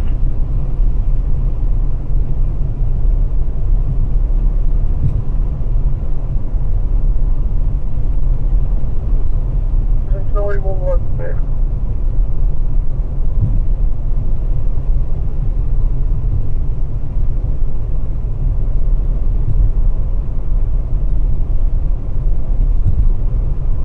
In a quarter mile, take exit 97A for County Road 31, Pilot Knob Road. Work some of that smaller stuff over. Well, missed that. Thank you. Yep, I'm gonna back cut it all, Mark. It'll take a little longer, but it's the best way to do it. Smaller windrows. 400% rock. Thank you. No, I know it. Yeah, I'd rather have you play it safe. Like that won't be too cozy and no doubt. You can see a lot of the storm totals popping in now around Copy, well, anywhere from 13 to 16 inches. Yeah. If this would have happened during the day, it would have been a huge problem. Because I think like 60% of that happened last night between like 1 and 6.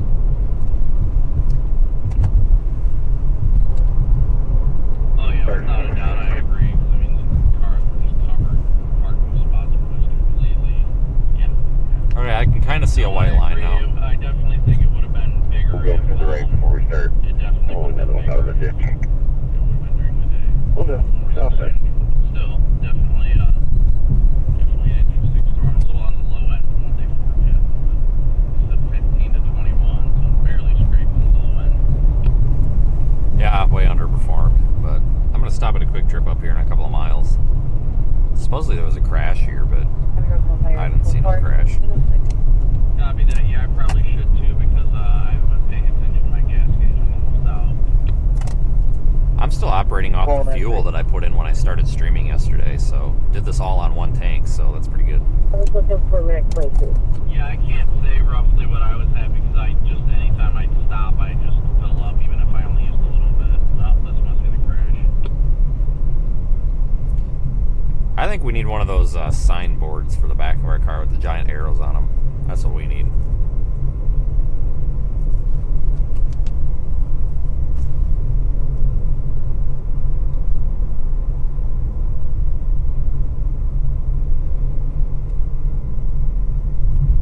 In 2 miles, take exit 93 for County Road 32, Cliff Road. Doesn't look like a crash. Looks like it's light on All right, speed. sounds good. I was just telling everybody that we need one of those giant arrow boards. One that we can flip up from the back of the car. Yeah, you're not wrong. Phoenix makes an arrow now that it's literally like 2 arrows stuck together. You've probably seen the Speed Tech ones, but if I had a pickup truck with one of those racks behind the back window, I'd totally put one on there. Oh, without a doubt.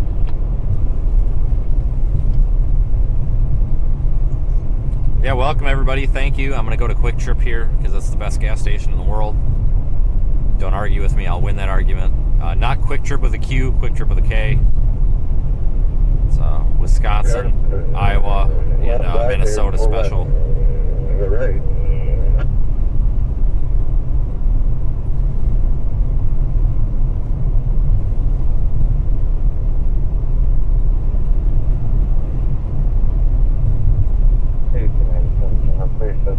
We'll get fuel, I'll get lunch, and we'll be back on the road. Be streaming for about 2 more hours because I have to go get my car fixed. Yeah. I then expect tornado chasing this weekend.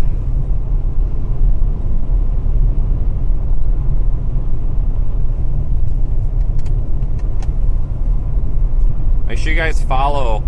In half a mile, take exit 93 for County Road 32, Cliff Road. Make sure you follow not only myself on social media, you can find those links at seethestorm.com, but also go follow God damn. Go follow Radar Omega as well. It's just at Radar Omega on Twitter. You can find them on Facebook too. When we're out chasing, Take exit 93, then keep right at the fork. when we're out chasing, and something interesting happens, typically Well, I mean, I guess the second set was still plowing, so maybe the first. somebody from Radar Omega will typically get a screen capture or some sort of clip from whatever interesting thing happened, and they usually tweet it out on their Twitter page and put it on Facebook. They do an excellent job with it, and they post a lot of severe weather graphics. So even if you don't want to use the app, if you just want to kind of stay informed with severe weather and what's going on, that's definitely a good one to follow. County Road 32 for 1 mile. What was that? I said, you know what we really need to get is what we talked about before. We need to get those message boards. Oh yeah, the ticker. Mobile vehicle ticker 1.0.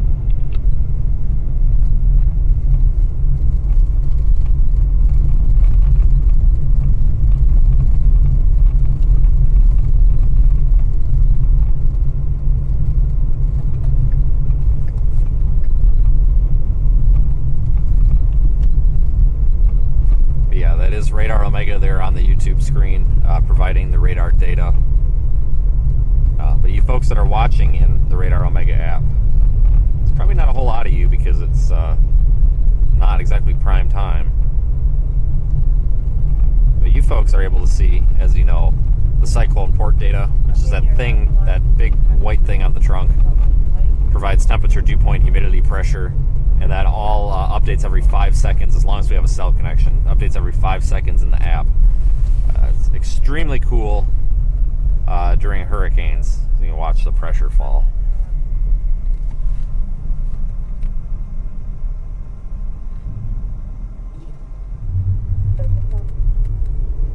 But also, if you are new, we've noticed a lot of new people on the streams here over the past couple of streams. So if you're new here, we do stream pretty much every major weather event, unless the cars broke down. Every major weather event and lots of non-major ones. Turn left onto Slater Road. In fact, my favorite storms to chase are the low-end risks when there's nobody else out there. Kind of get everything to yourself then.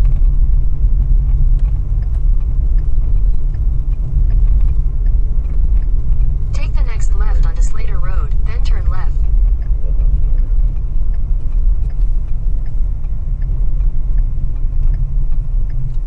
Yeah, I like the quick trips because they usually have 80.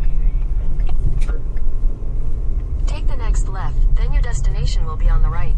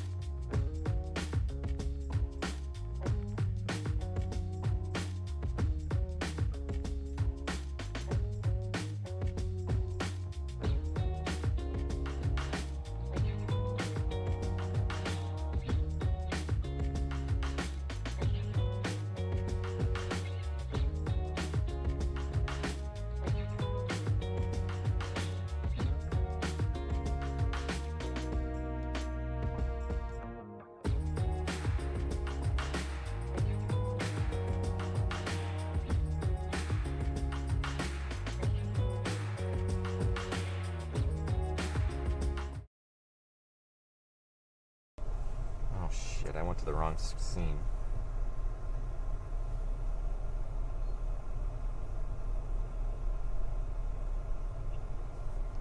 Hey guys, not that it's quite time yet, but Sorry, I went to the wrong screen. Future balls in the air when you're going to get fuel on the county road I there. apologize. I'll be right back. We'll figure out what we hit there with that other call last night.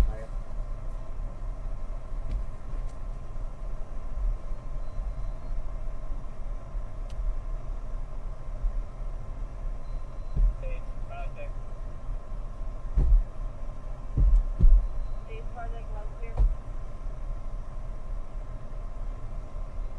Copy. Back north.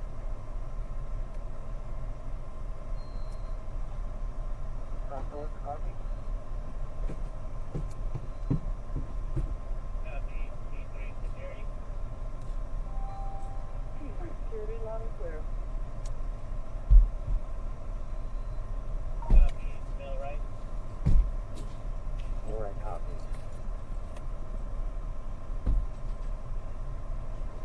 Copy. Capella University. Okay, I will return.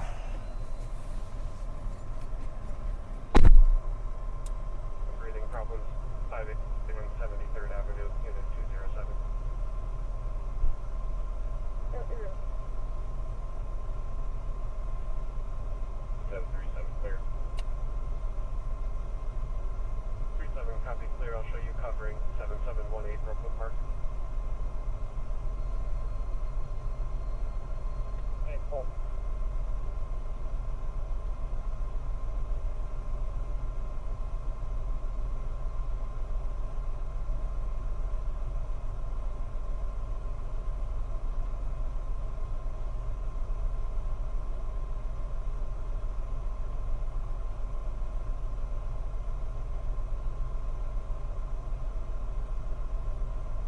So 11:30 with the freezer right breakfast.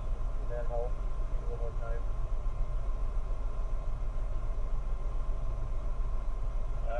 You should be able to make 11 with the 3-0 priorities. If you want to get some extra features, I think,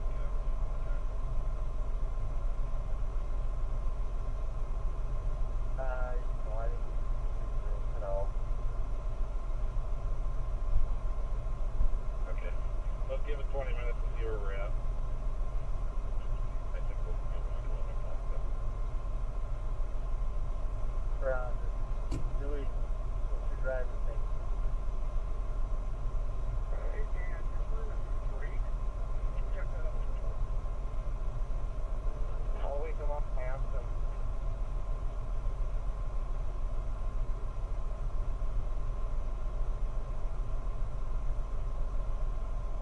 Most of my guys have been using that, so but I'll keep an eye out there when I'm around. Roger, thank you. No problem.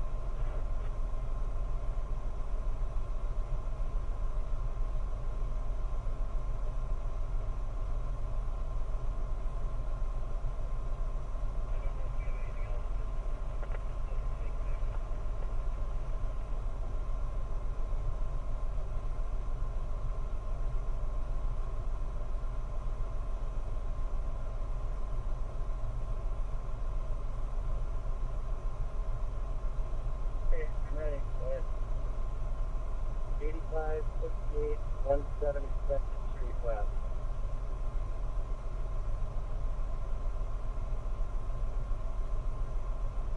Okay, recovered. Thank you. 1825, 25 East for Delta, Roseland.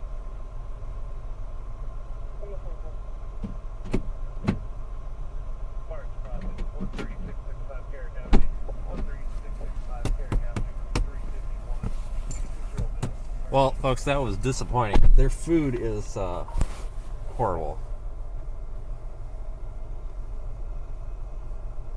They don't have squat.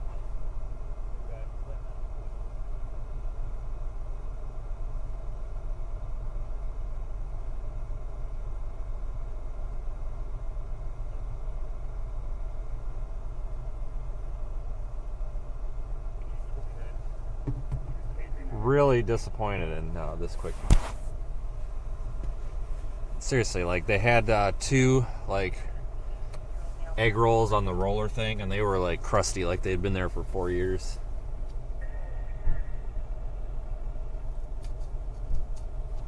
It was awful. And 03's in there with the super chat. Thanks again. Thanks for being a member as well. Yeah, we're probably not too far from you, really.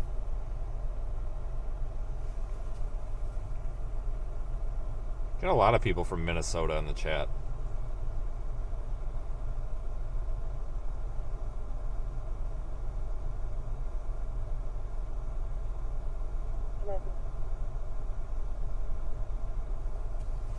All right.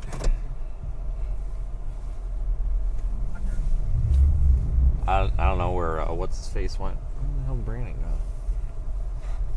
That's all right. He'll figure it out. All right, here we go.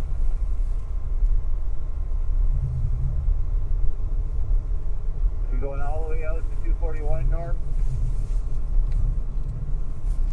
I'd say we got to go to Maple Grove Parkway still, turn around, get the leg to 24, then get that man's, and then turn on at Hemlock and then go all the way. Okay.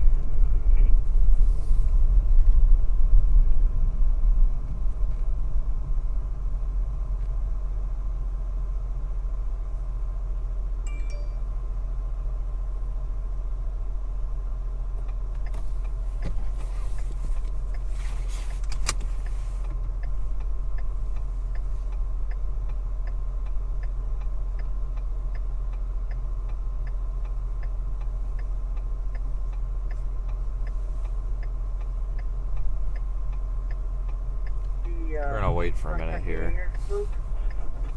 He's trying to watch where this plow is going, but he's not. You don't pass that along for that. There's a charger for anyone. You know, like follow the walkway a little bit. Turn right onto the Minnesota 77 South ramp.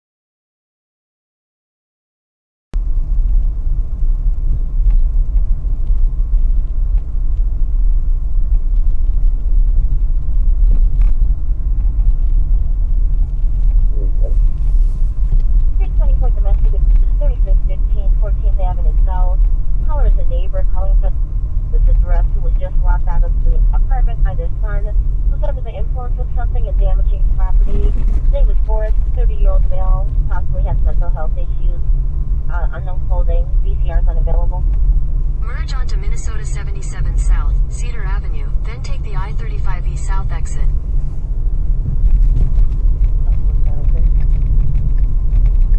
Is he gonna move over a lane or what?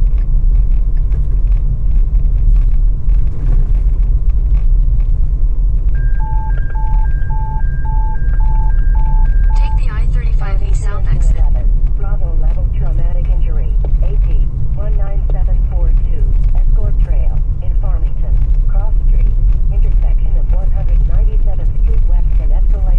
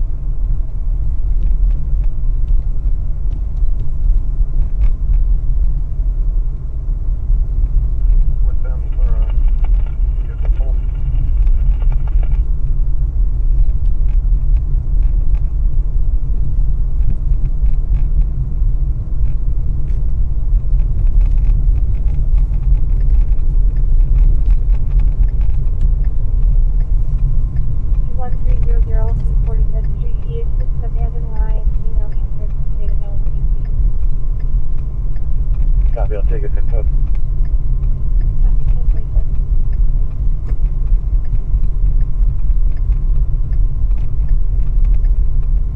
The ice pad.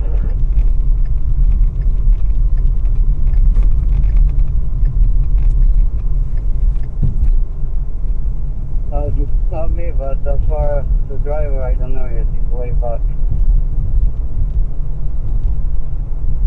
Phone away.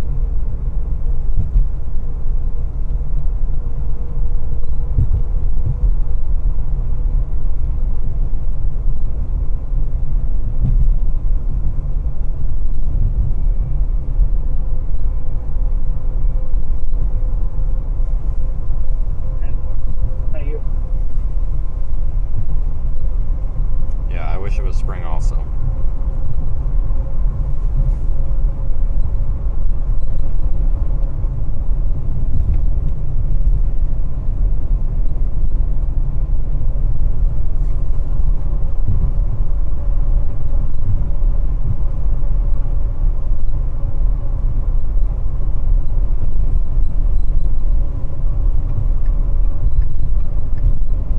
Alright, we'll just drive around for an hour or so and see what we come up with.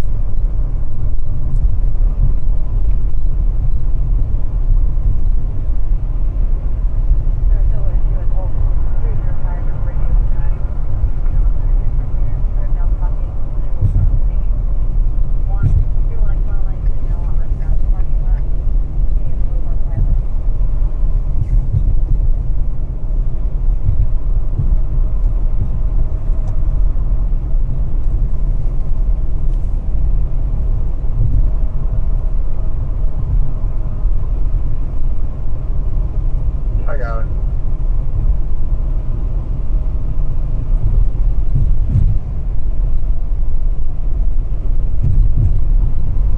Well, we'll get lunch somewhere else. Yeah, the food in there was just a real disappointment. Like, they didn't have anything, so probably not very busy. I don't think there's that many people out and about today.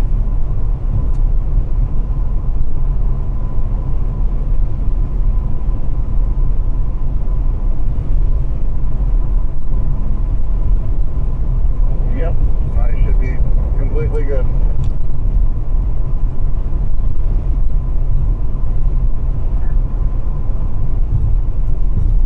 Is the football over the fog line on that right lane?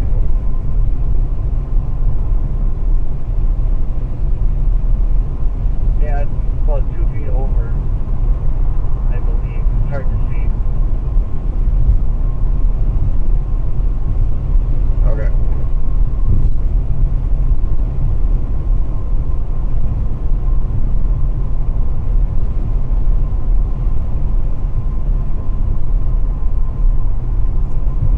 Find another fish fillet with no tartar sauce? Yeah, no kidding. That was a once in a million chance there.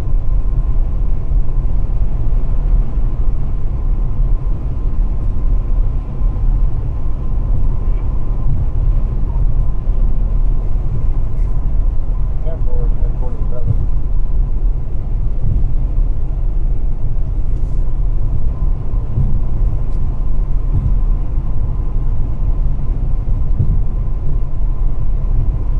This is 35E.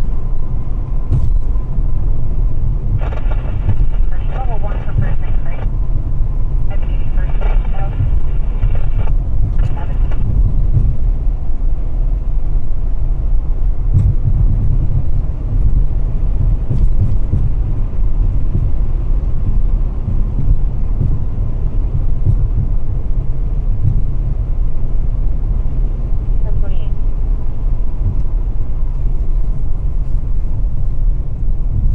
Oh, why is this guy stopping? That's what scares me. These people like that just go from 40 down to 20.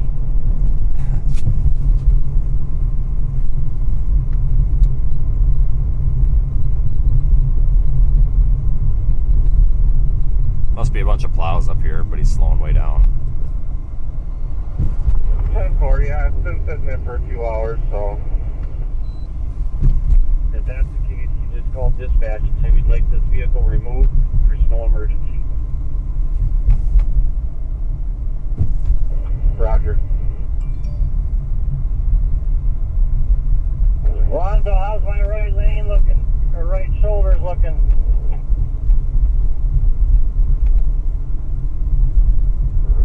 They're looking good so far when we're coming up and down the ramp. I was just wondering with this tow file hanging over the edge, how much What was that? signs have taken out. What's up with this car that's going stupid slow? I about rear-ended him. Seriously, like we were going 45 and then he just went like 20. 782 copy clear, you can cover. Yeah, I'm behind him now. 7727 Maple Grove.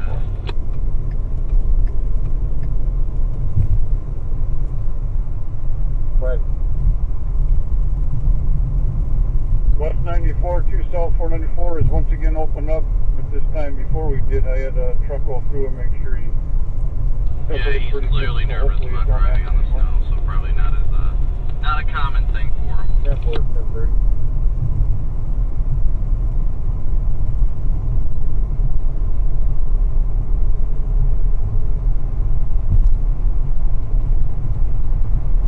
We won't go too far. I gotta get back to the, was it Bloomington or whatever area to get the car fixed. So we'll head over there shortly, but we'll keep streaming for about another hour, I think. Both Tom and I gotta head back and reload.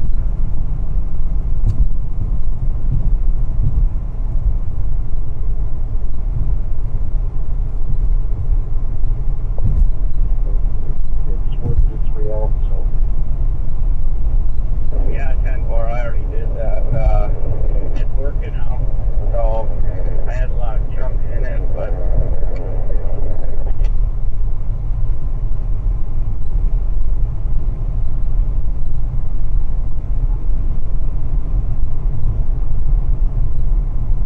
Yeah, this, roads are scraped off pretty good.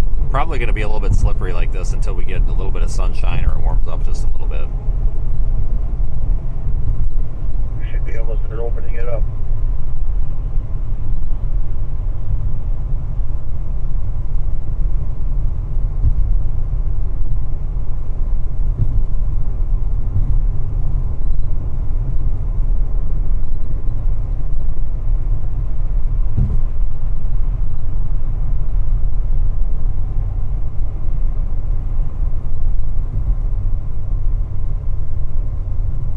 we're gonna have to bust open these rams. Start at 494, but I got you. Yeah, you guys can start there and head north into the parkway.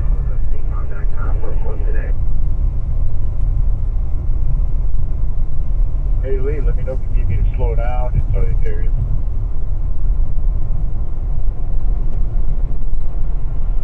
Nope, everything's good.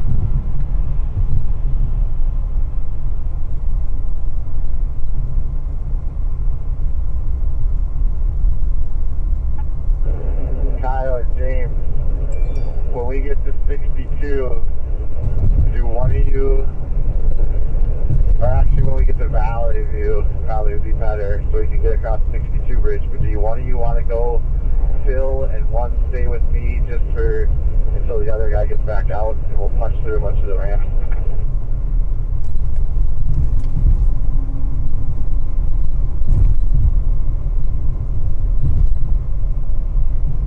Visibility is absolutely awful up here.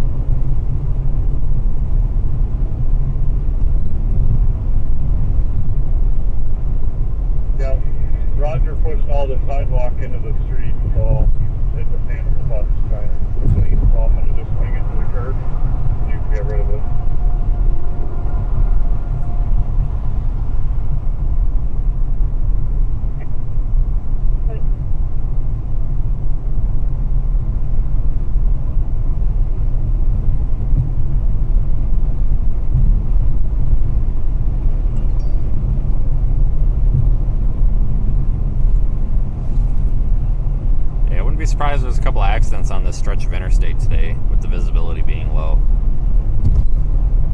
Still got probably 15 to 25 mile an hour winds. And that's enough to push the snow around pretty good.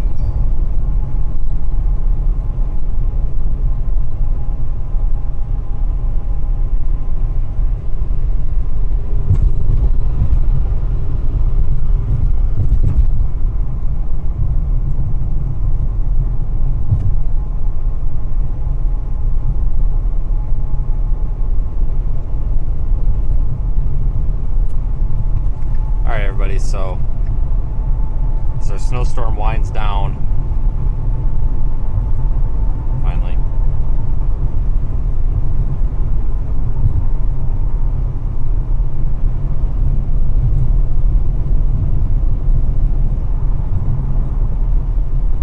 it's passing exit 81 here going south on I-35. Anybody that's familiar with the area, that's where we're at. But the road itself is not bad, it's just the visibility is becoming the problem now, which doesn't surprise me. Kind of expected that, I guess.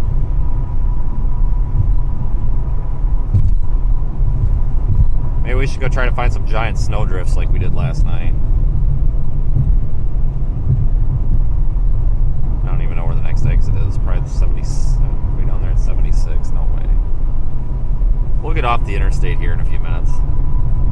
No, I'll get it. I'll go to south down. Ethan, we must have came through here with a pickup cloud.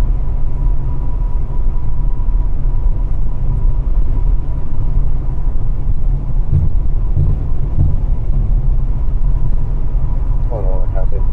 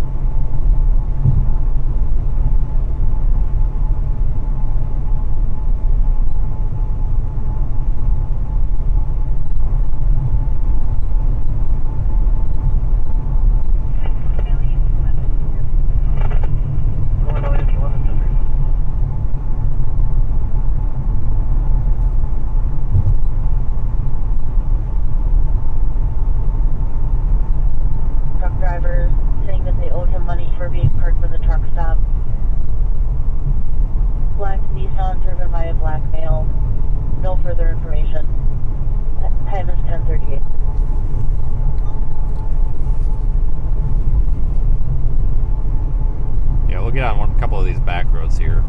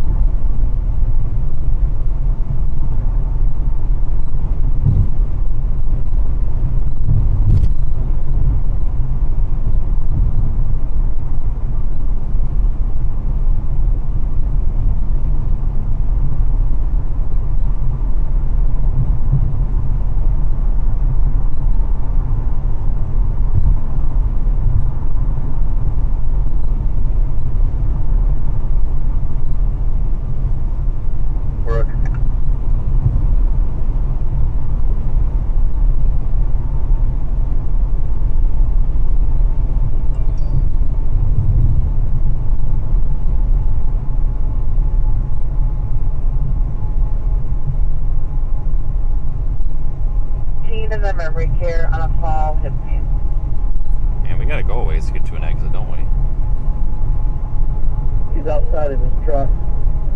Doing up with Hitler.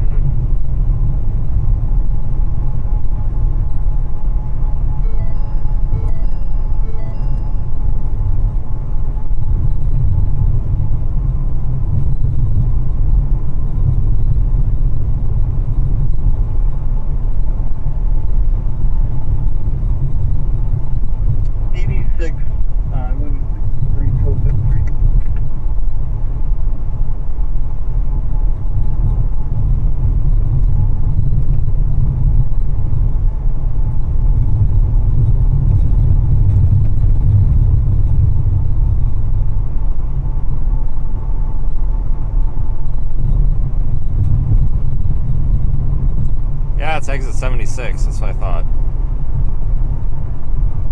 You go all the way down here to get off.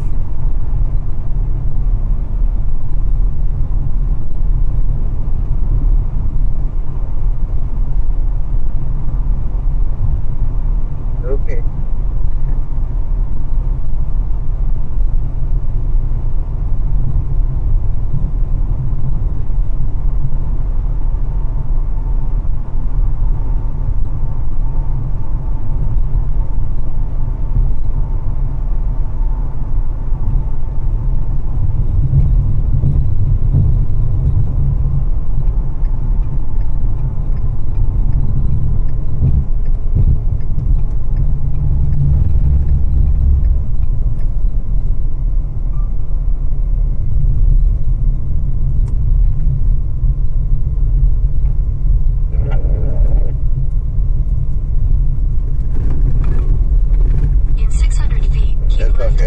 Continue toward I-35 south. Be safe.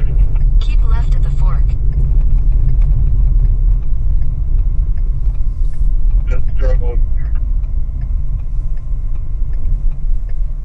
Continue on I-35 south for 34 miles. One coming down the ramp right now on Nissan, it looks like. We got a first assisting us with your light. Make it first if you copy that.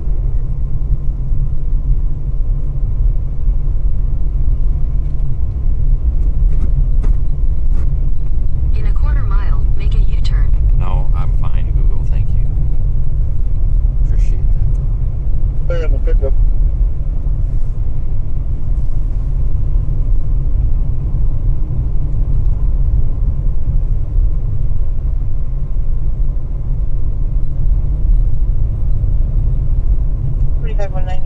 For a miscellaneous call, 115th Street, party is blowing snow into the street.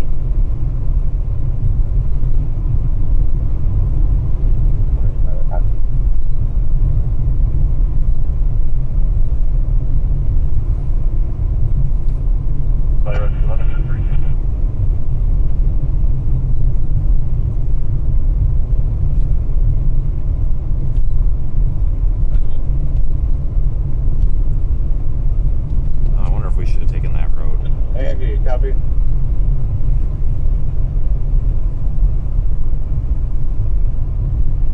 Talk to Barnes, then we can circle back around and get these other two.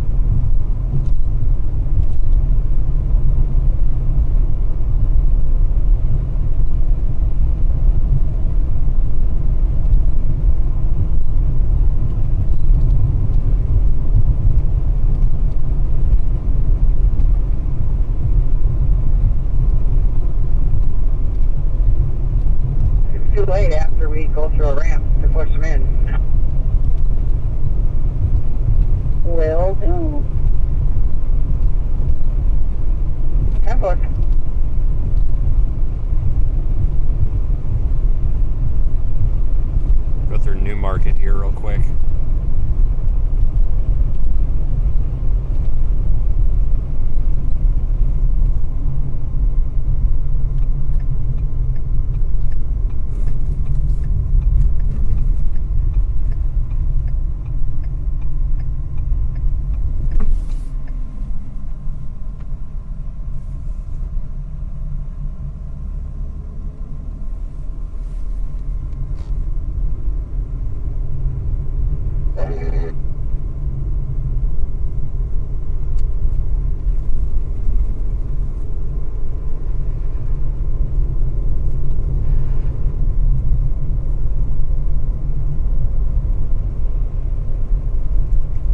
See how these secondary highways are. Probably not the best.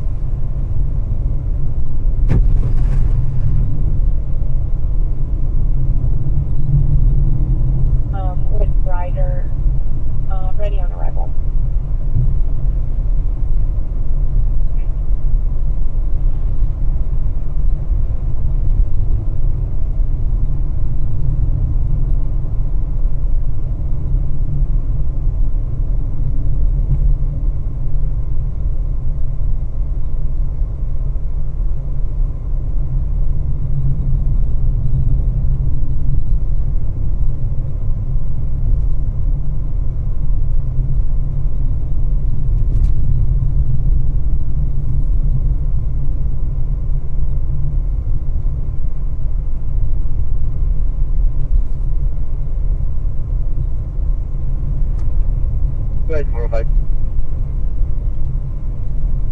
If he comes up toward us wrong way, he's going to be told to wait till he sees no cars coming before he turns northbound in front of us.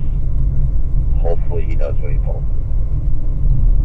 Definitely, yeah, when you do that, I'll back a little bit to give him some room. Okay.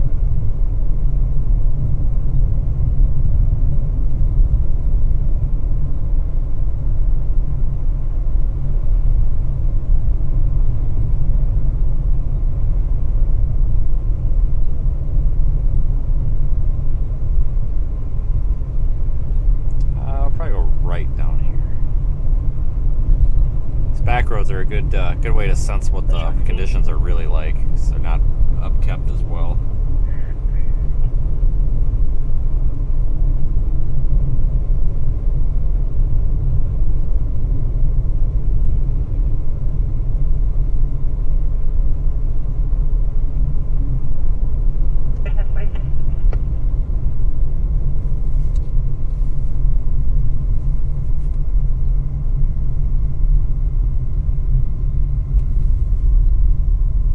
Yeah, he's completely got the exit closed, so we can't get in there to solve it.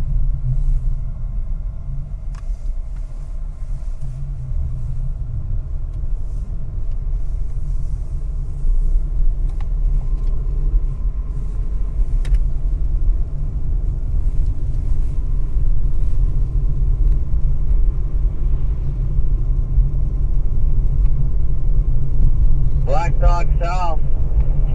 You guys, the ramps are plugged again.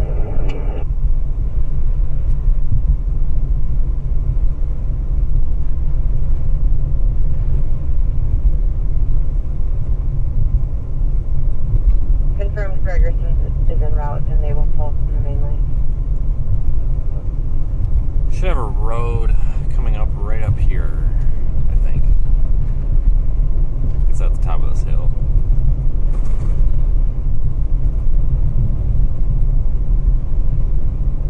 Okay.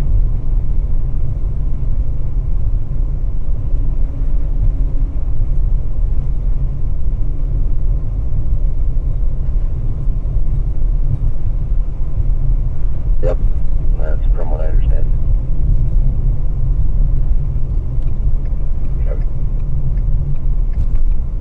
We can ask him to make us a path if you think it would be good so we can go south there.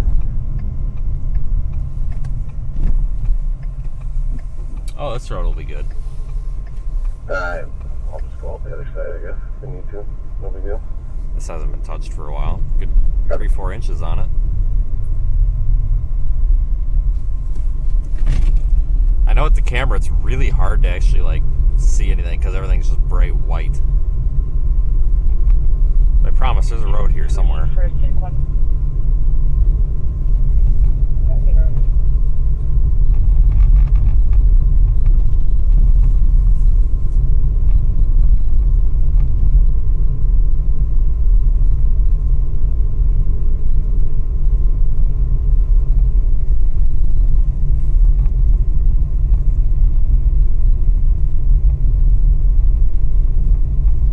We'll have this plow hazard out of the way here shortly. They'll make one straight lane northbound, getting to the ferry bridge.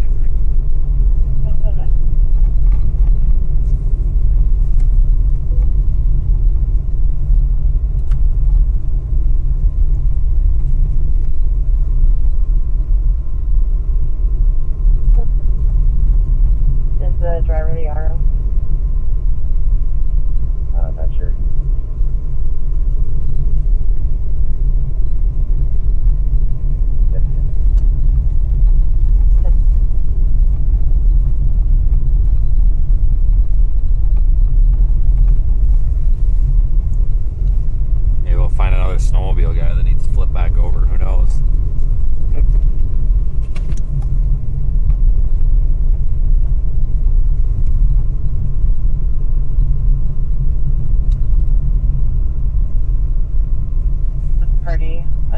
description of the firearm.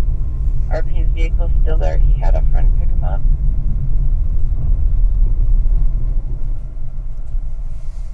Big windrow from the plow built up right here.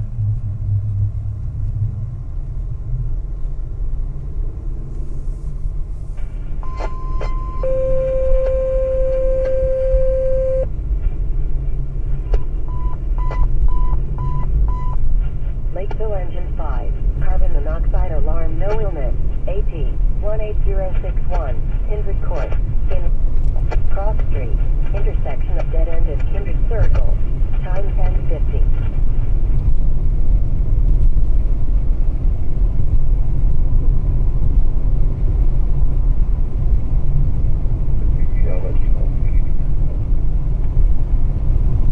Okay.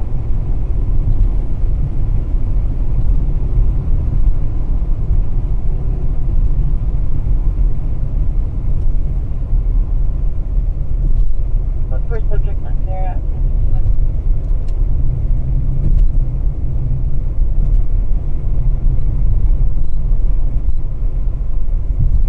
Even these roads are in pretty decent shape. Yep. I don't remember if we were on this one last night or not. Done. Started my collection.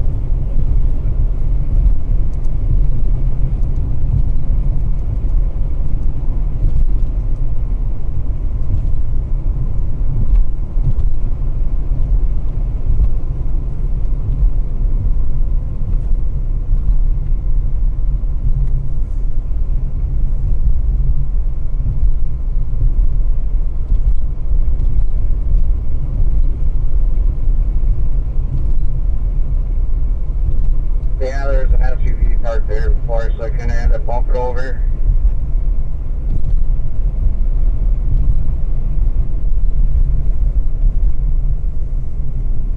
Yeah, we'll turn here.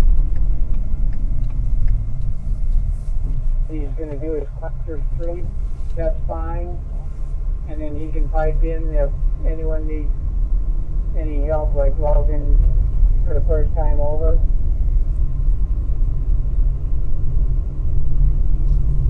All right, yeah, let me know.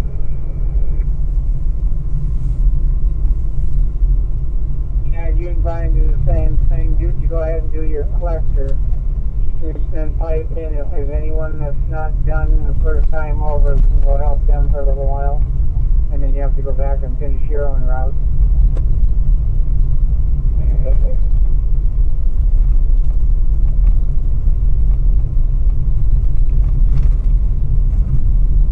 Yeah, these roads are okay, but they're starting to drift shut. They probably...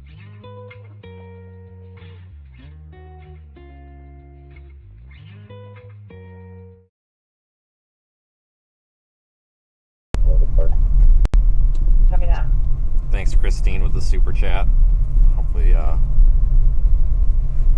dead zone cut us out there. Yeah, thanks, Christine, with the super chat. I know we were in and out of the dead zone. Hopefully you got that.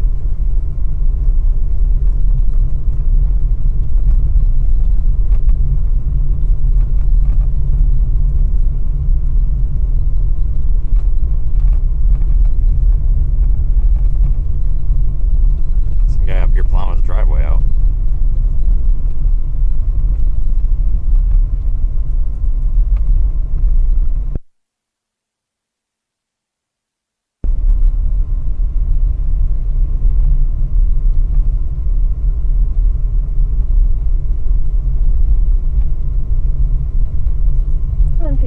Transporting shortly.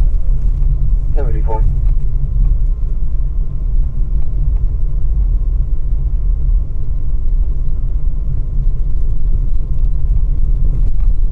Any Kenny stuff yet, so I'm guessing he does.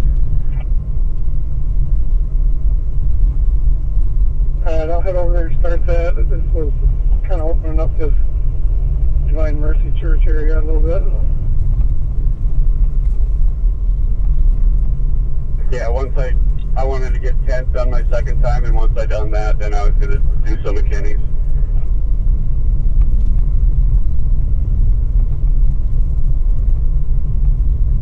Snow's really pretty, though.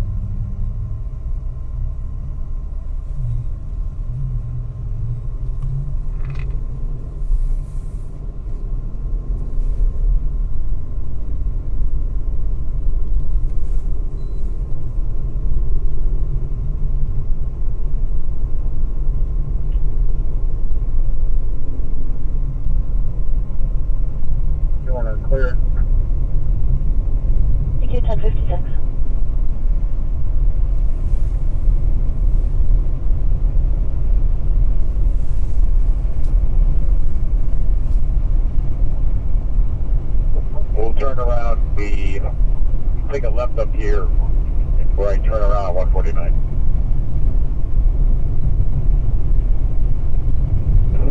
Okay, I'm just gonna follow you guys. We're headed back east toward I-35 right now. You know what? Why don't we just take a right on 149 and we'll do that north end first. Okay.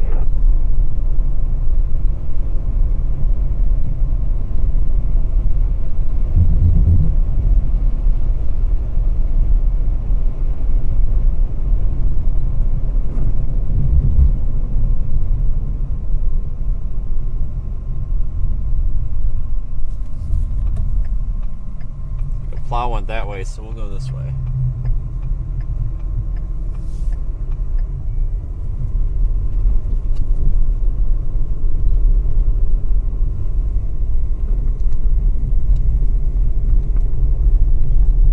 It all, it'll just turn it off on you. You have to hold it at a slight stream to get it to come out at all.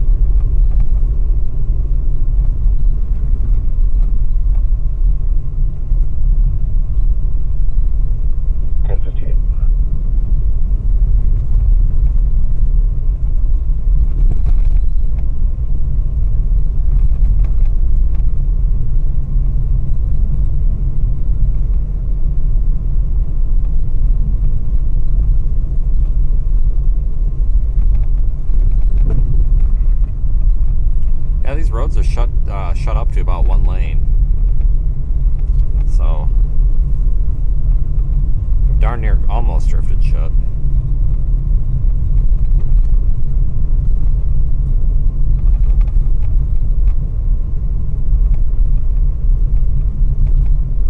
We're gonna get that part done.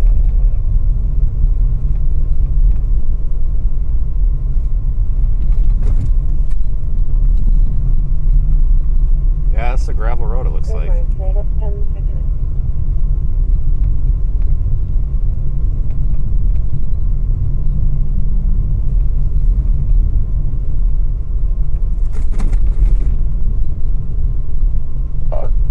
Most of it'll get done with one pass.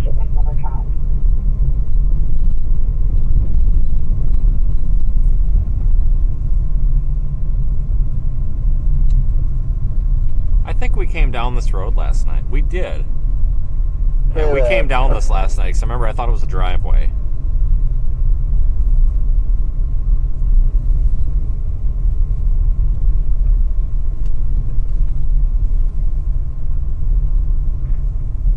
Take a look when you go by.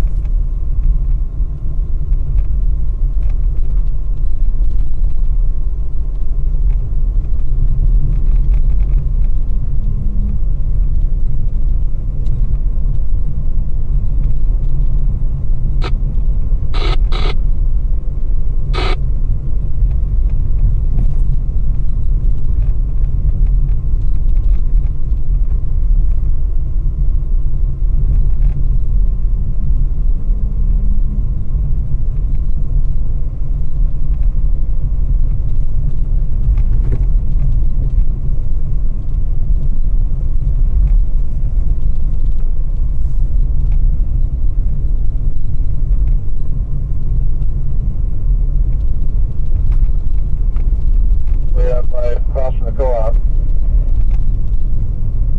Yeah, he just called me. They're going to take care of it. Or coming down here toward Lonsdale.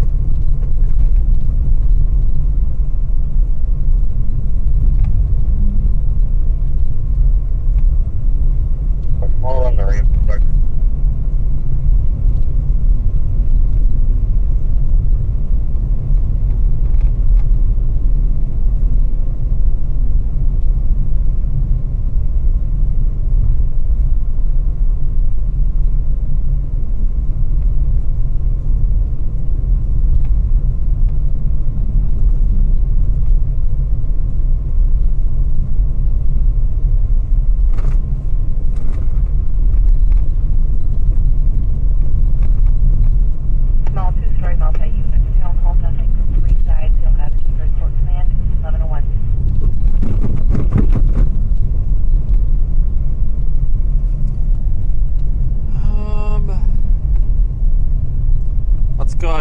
down this back road and we'll go down to Millersville or Millersburg, and then we'll get back on I-35, and then we'll have to start pointing north.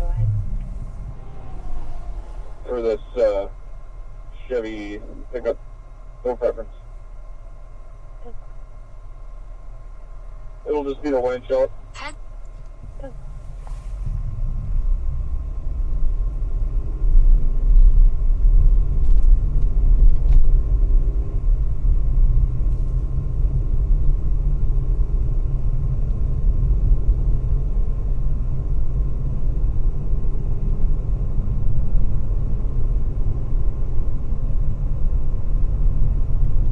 Hey, what's your location?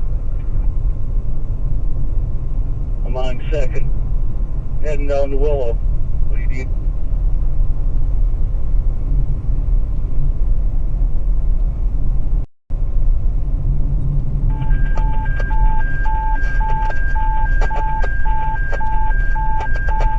Gordonsville Medic 2, Alpha level seizure, group home, ED 1,209,131, 1209, 131st Street East, in Brooksville, Cross Street, intersection of Parkwood Drive and 14th Avenue South, time 11:02.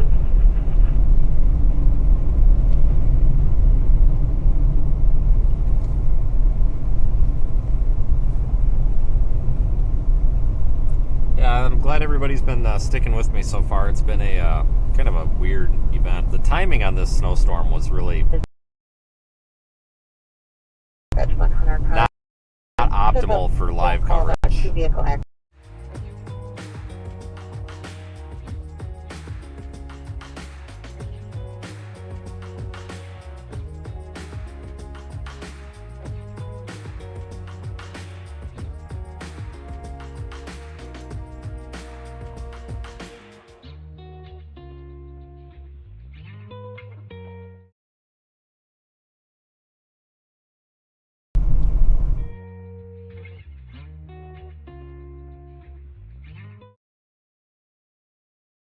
Well, you got the governor bringing them lunch.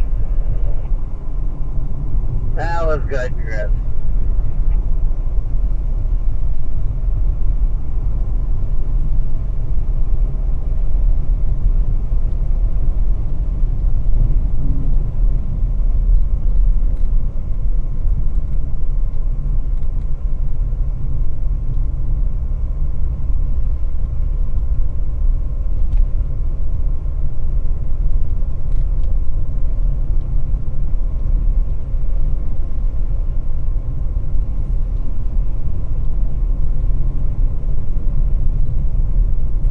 Like I was saying before we dropped out, this wasn't optimal time for streaming.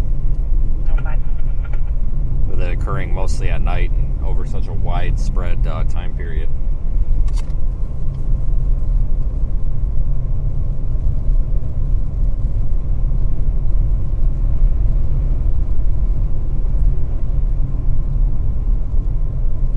Okay, I'm coming your way.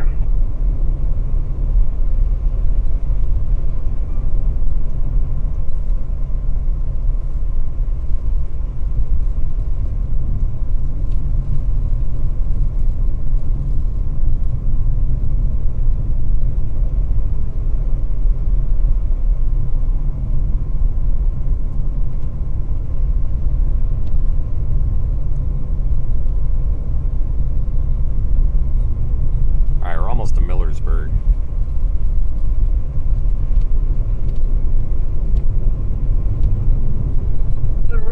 In Janesville, it'll be Alton Township on one unconscious, 32445 35th Street. Copy, I'm caught in Janesville. Responding from off-ground, pursuit to the main.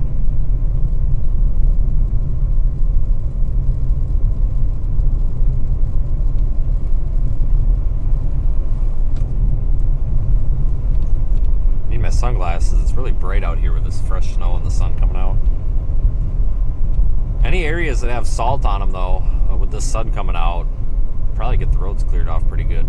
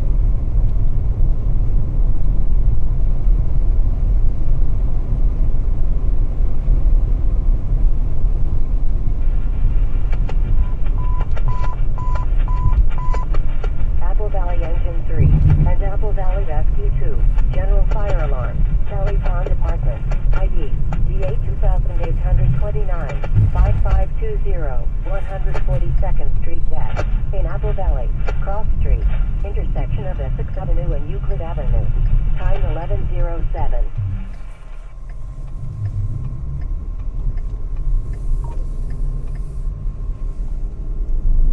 North on 2131. I feel like the worst headache from this, how bright the sun is right now. Holy cow.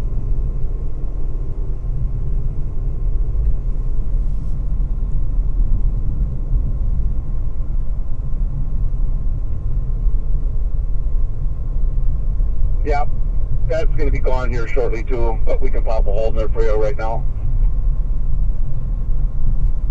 I got it. Carol, you copy that? Continue on Millersburg Boulevard for 2 miles. Yeah, I'll head down there here in a little bit. I'm right there right now, Daryl. You are on the fastest route despite slower than usual traffic. You should reach your destination by 11:43 a.m.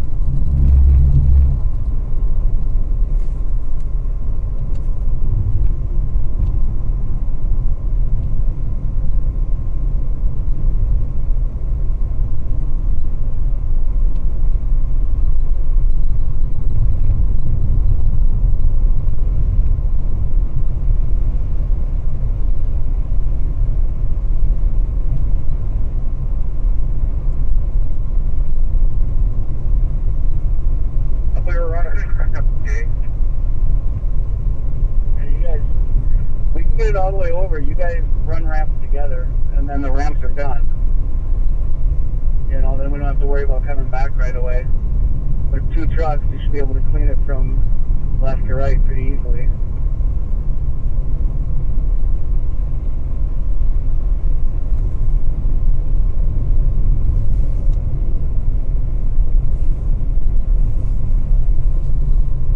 Alright, here we are coming back up to 35 here just now. Almost. Never mind. False alarm. It's not this one. It's a little ways.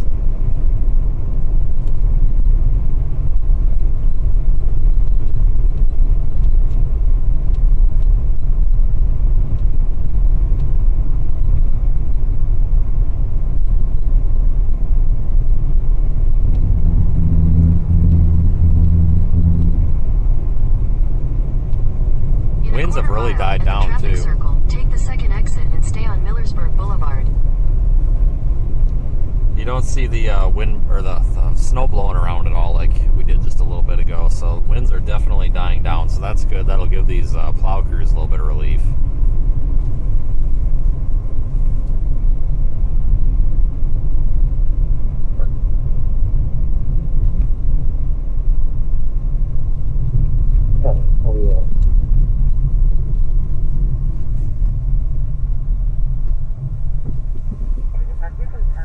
Go up this Highway 46 instead of taking 35. Well, here, let's go and take a back road. We'll go north, but we'll take these back roads. I don't want to sit on 35. Continue on Millersburg Boulevard for half a mile.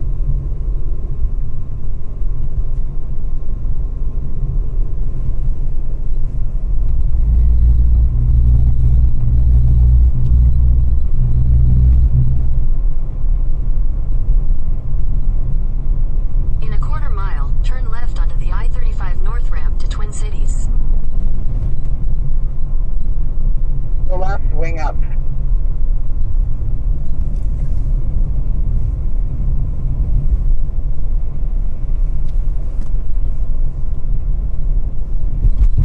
Alright, so we'll go over 35. Turn left onto the I-35 North ramp. Apple Valley Engine 3, copy speed 1112. Continue on Millersburg Boulevard for half a mile.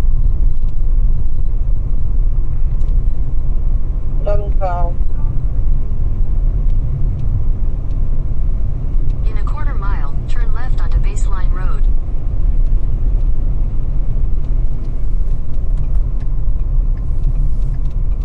That's not it. That's a driveway. Very snowed in driveway. Will do.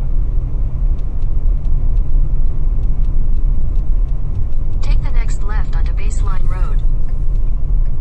I think we came down this way yesterday too. We've been on a lot of these roads. Empire up earlier, SQ2. Go ahead. Continue on Baseline Road for 1.5 miles. Driving on a large 3-story multifamily dwelling.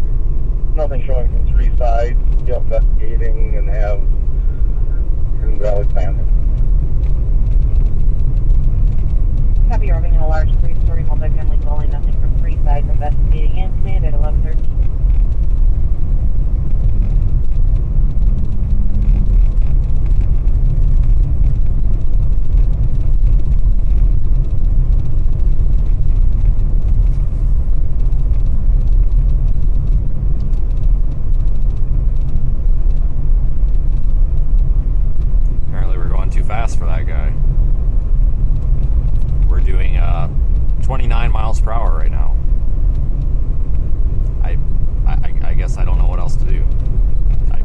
29 miles per hour on this road is just fine.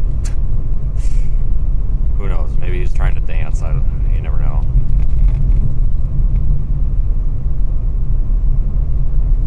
Restricted bridge. What?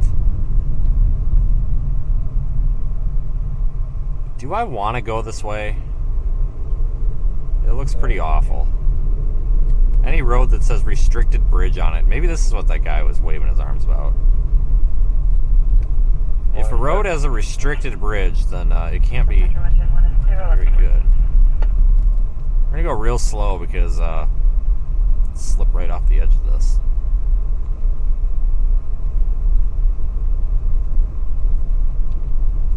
We're just like plowing the snow right now with the car. Benzie, you got a copy? Ooh, it's deep here. Yeah, go ahead, Daryl. We're gonna get stuck anywhere. It's gonna be here. To go. Oh, you don't need nobody then? No, I cleared it with your people. What time do you want me to start with you? Gotta deal with this for 0.7 miles. My roof is wet, you know. We're probably gonna get stuck. It's gonna happen. We'll be here for another hour, I'm sure. It's because of these wheel tracks. If these wheel tracks weren't here, we'd have a better chance. But when you get these wheel tracks, it just wants to pull the car all over the place.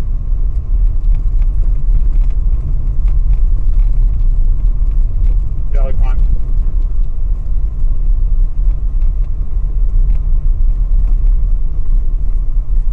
Just making tracks for the next guy. I think this was a tractor that went through here. It looks like tractor tire things. You know, what's going to get us stuck is me not being able to see. Like, it's blinding out here right now. It's so white. Like, I think we're going down the road. I mean, I don't know. I could be in the middle of a cornfield right now. I have no clue. Like, I really don't.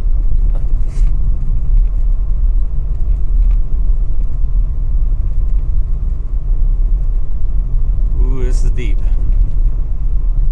We gotta make it to that stop sign because that road's plowed. I can see the windrow. In 1,000 feet, turn left onto 59 90th Street West. That'll be our luck. We'll get stuck about 100 feet from a plawed road because that's the rule.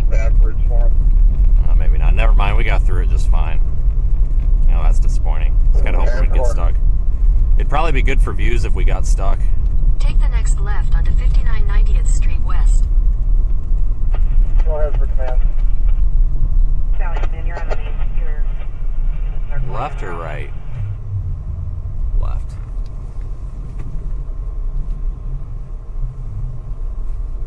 Continue for 1 mile. Oh, I take that back. This takes us to 35. I don't want to take 35. I want another adventure like that. Like, we come out here for an adventure. We don't want to drive on a plowed road. Those are for sissies. We don't drive on no sissy roads. As I almost slide into the ditch. When you're about done, you want to check with me? I had to run 271 like 4 times to get it wide enough. I might need you to pick up one of those little legs. 10-4, what are you going to do here? Continue on Aberdeen Trail If you for 1 could mile. even just bring 37 up to 63, do the middle, and then I can wing it out when I come back. We'll turn around here, just a mile north of 10.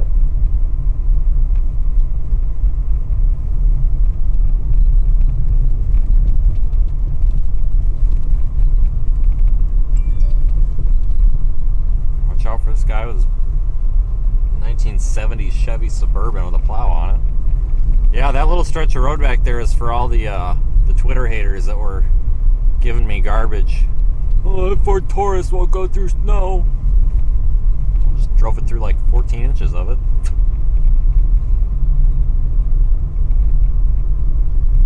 Morristown, Division Street North, Franklin Street West. Yeah, I got told that I was being irresponsible yesterday for driving a car in a snowstorm, and it's like, okay, first of all, it's not a regular car. Second of all, if you're smart with how you drive it, you're fine. So I was getting hardcore hated on because I'm driving a car. So I've kind of been purposefully going down these roads that have the most snow on them, just kind of to prove a point.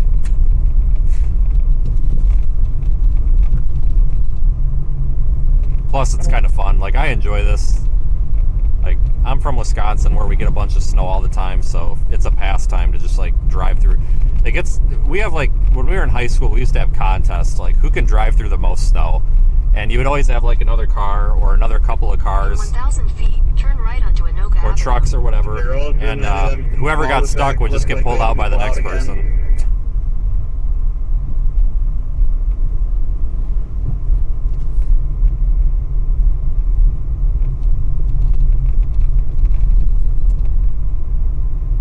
Take the next right onto Anoka Avenue.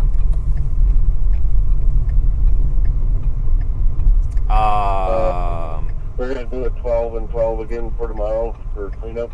The road is plowed, it's just a drift. So we got tractors and blowers out and loaders out and all that kind of stuff. In a quarter mile, turn left 12 onto Minnesota 19 start West. for the A shift tomorrow, and D shift let them know when they come in or whatever. So, alrighty, thanks.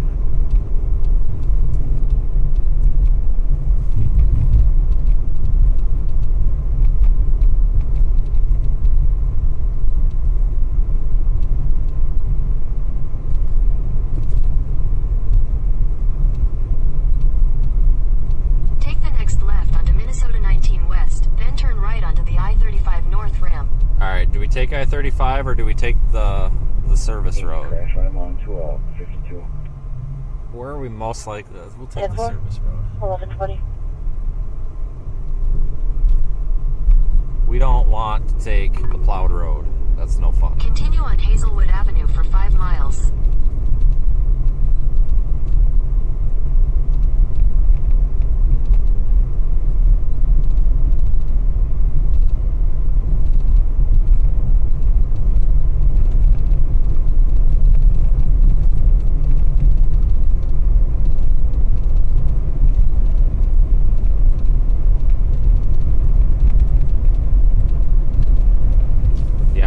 I don't get any joy out of coming out into a snowstorm if you're not at least driving through a bunch of snow.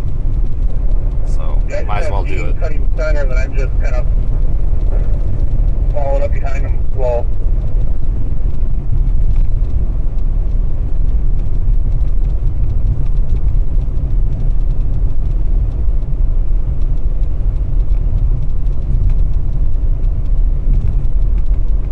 No, there was vehicles parked back in there, and I haven't been back there since then. Got it. Yep, I got it cleaned up though. Pretty good. Thank you.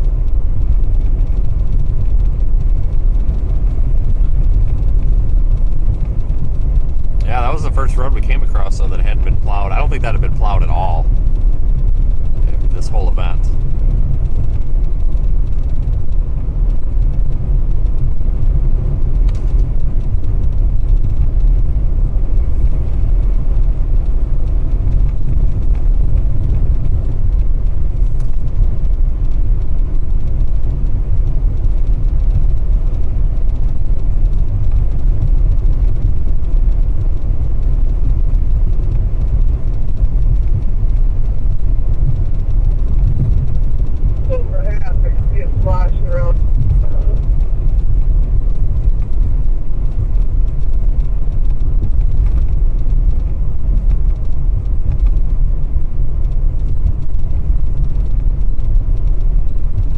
Good, I'm going to straighten this stuff down here. Yep.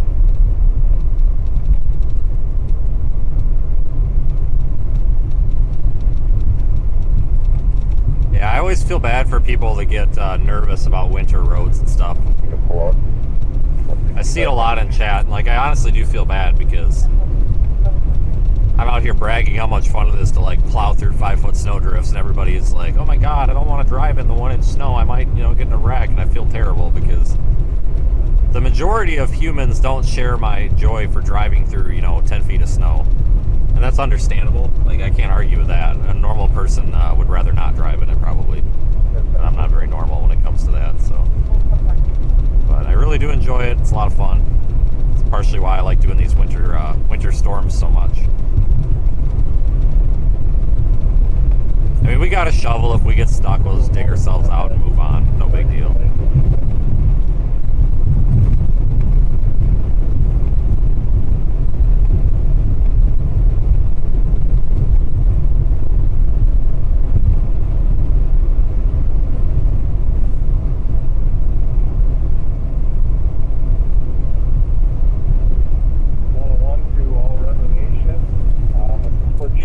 Priority cleanup at midnight tomorrow morning.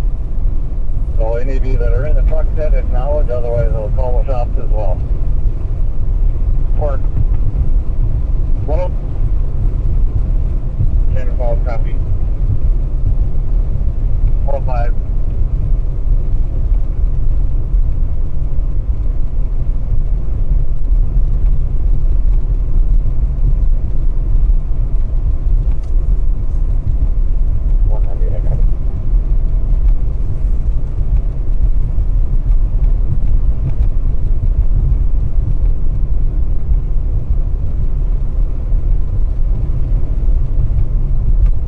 What's going on, but does need some lights here. He's halfway in the lane.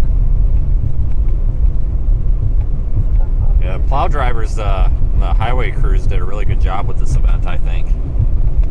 They really kept on top of it.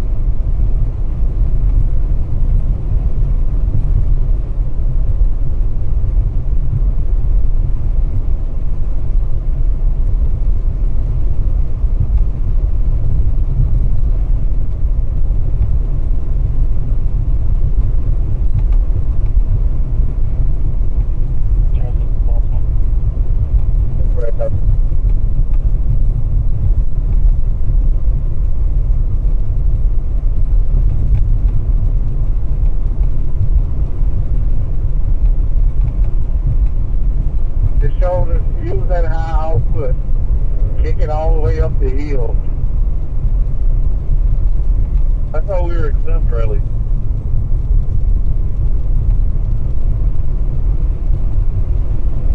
In a quarter mile, at the traffic circle, take the second exit onto County Highway 46. 2400. Yeah, no, we've got it. Sliding around a little bit there. 26.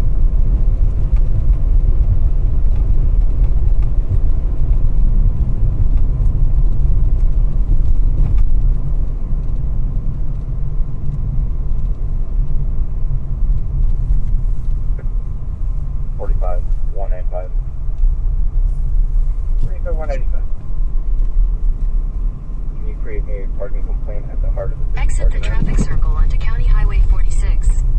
Continue on County Highway 46 for 1.5 miles. Okay.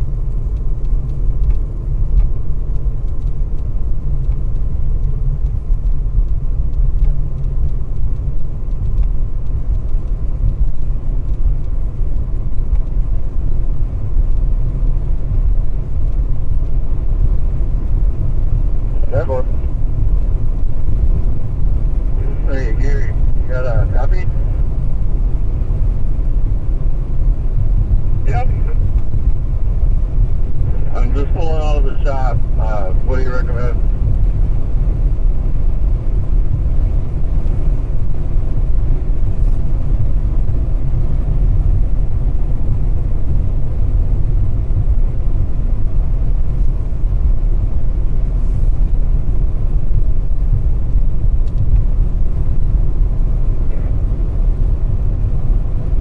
Head west, do the shoulders, then around.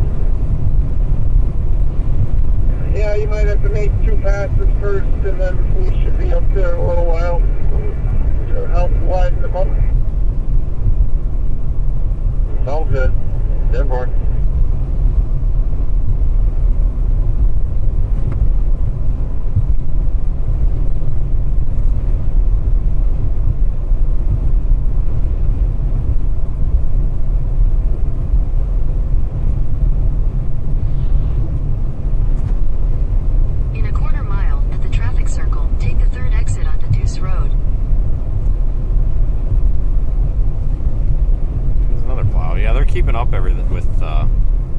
road's cleaned off pretty good, No, it's not here. considering it's not even noon yet. You need me to get your toll. I'll focus on that first. We're still rocking and trying, so just give us a few minutes. Okay, no, I understand.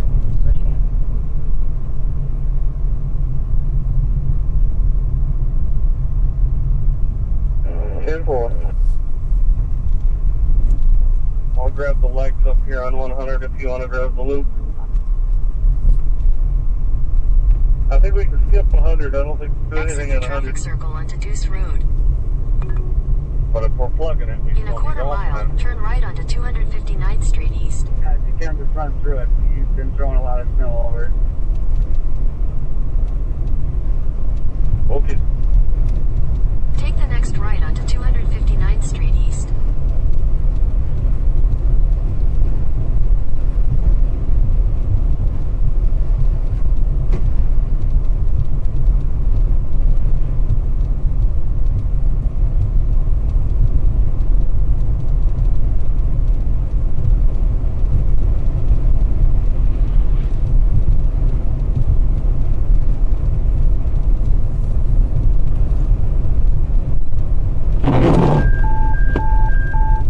South Metro Line Bullet 1, Charlie level stroke, AP 34, liner third home, in West St. Paul, Cross Street, intersection of Merriman Avenue and Allen Avenue.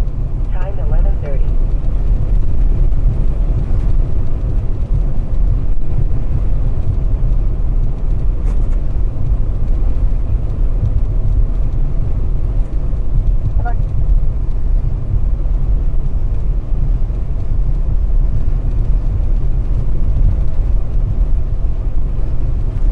Alright everybody, so we'll be streaming for about another 20 minutes, then I'm going to drop my car off. Or stop by with my car or whatever.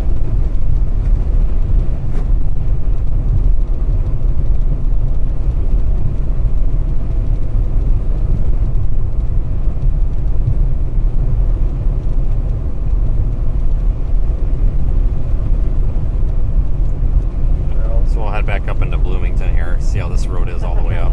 You're at 11:31. Corresponding on an 89-year-old female conscious, breathing. Leak appears to be out of it, possibly a stroke.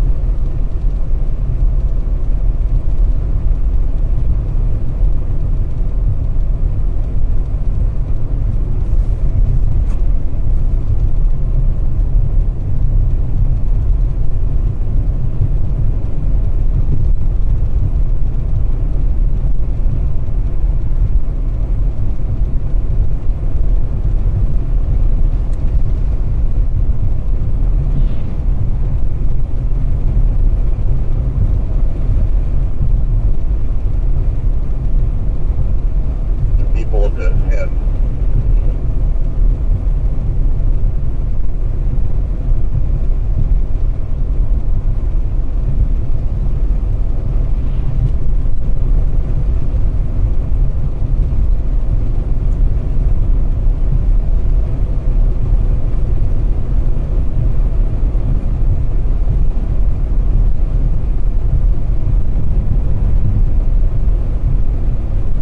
Snowing lightly. There's a little kind of a snow shower band that is set up here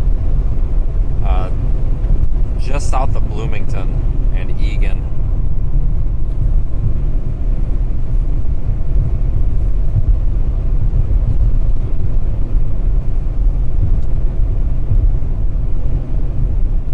Really light snow shower.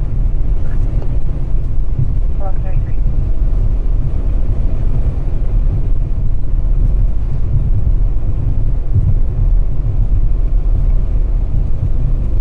Go Maloney and get their other stuff from out here. We'll need to pull out. In half a mile, at the Then traffic contact circle, the take the post second business exit and director, stay on Pillsbury We're not gonna Avenue. left lane and really stay out here. Never. Copy. Do you want to just try calling I don't know what that guy was doing. See what he thinks on us trying to get this out of here? Will do.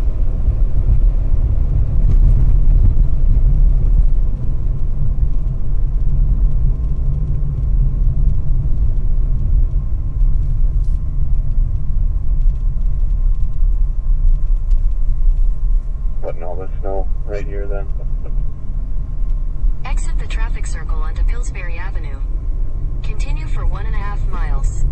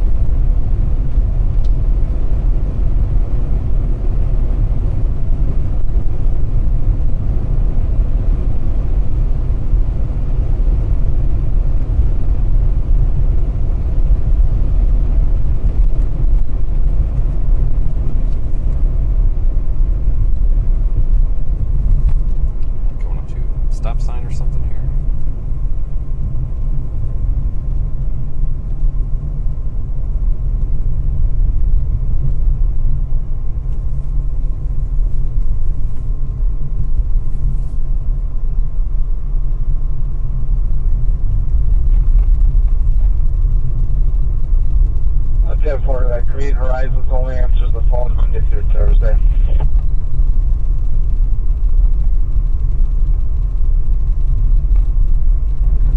In 1,000 feet, use the second from the left lane to turn left onto 210th Street West.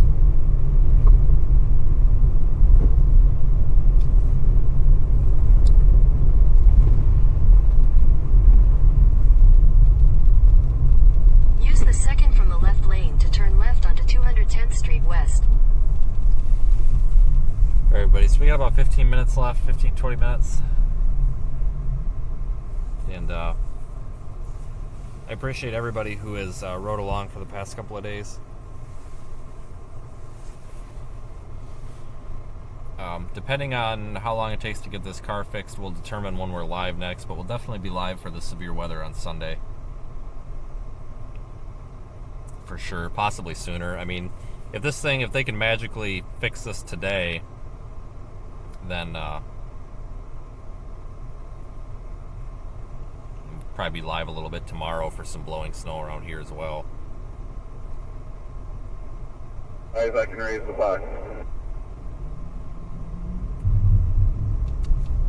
Friday, I'll get the legs at 169 if you want to take Gleason and then start going east.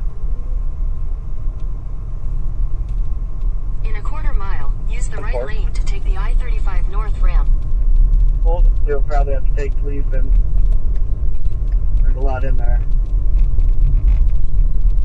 I went up Gleason already, so that's good. He just has to do the bottom going westbound. The down ramp's okay. So he can turn around and he can go east there.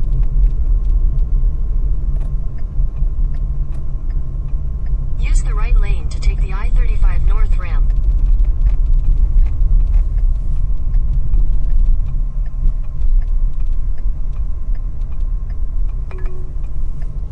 In half a mile, at the traffic circle, take the 4th exit. No, I'm fine. Thanks, Google. We'll go through town here instead of taking the interstate.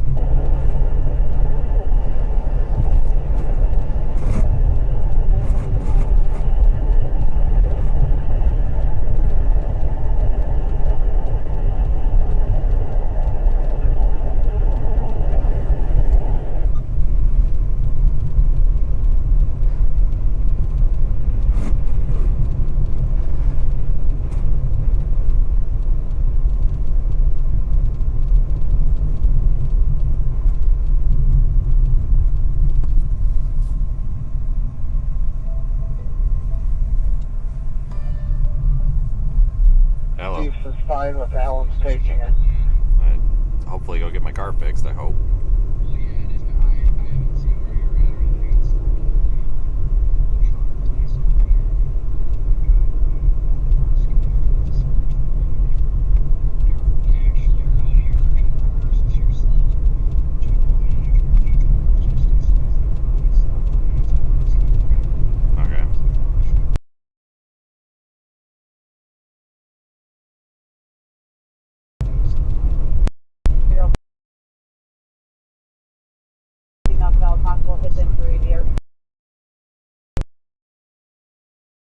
1, so hopefully I'll be there in a half hour or so.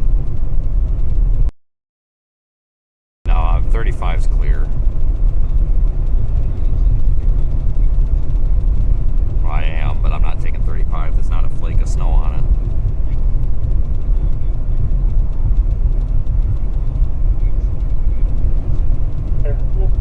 Alright, don't be in too big of a hurry, because if it's something that takes them 2 seconds, I'm sure they'll do it right away. I don't know if it's going to be a drop it and leave it for, you know, until tomorrow afternoon, or if he's going to do it today or what, so.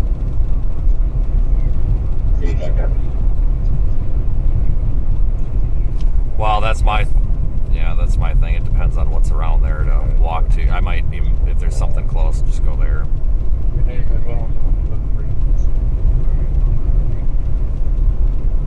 Okay, sounds good. Yep.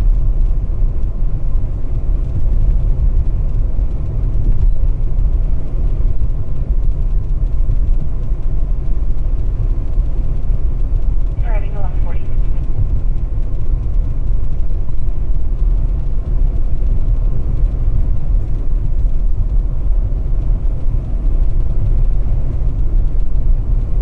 I hope everybody watching has survived the snow and ice storm.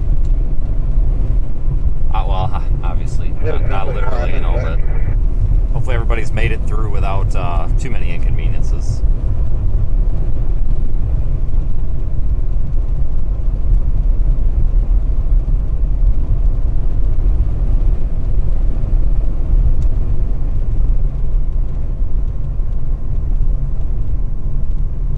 I'm lost.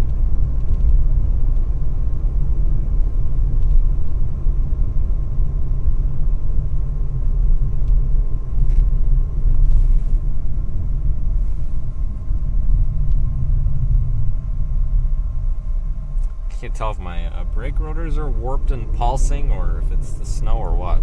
I'll do the brakes on my own. I ain't paying somebody to do that.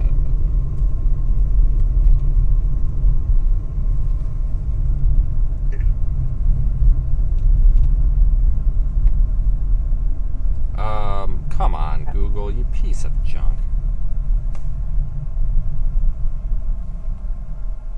Are you kidding? It just stops navigating randomly, and it's so frustrating. Google Maps will just be like, oh, just kidding. No navigation for you. Head north on Kenrick Avenue toward 185th Street West, then use the second from the left lane to turn left second on from the left. 185th Whoops. Street West. Just get into position for that here real quick, since nobody's behind us.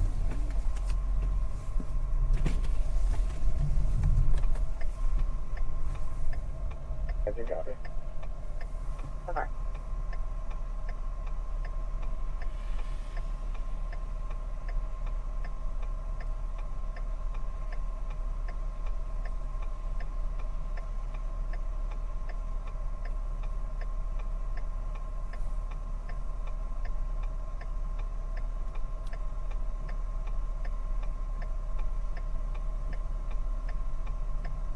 That one Allen Drive across.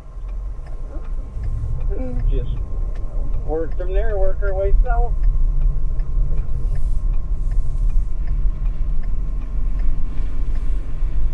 Jimmy, copy. You are on the fastest route despite slower than usual traffic. You should reach your destination by 11:56 a.m. And right back, feel as I need.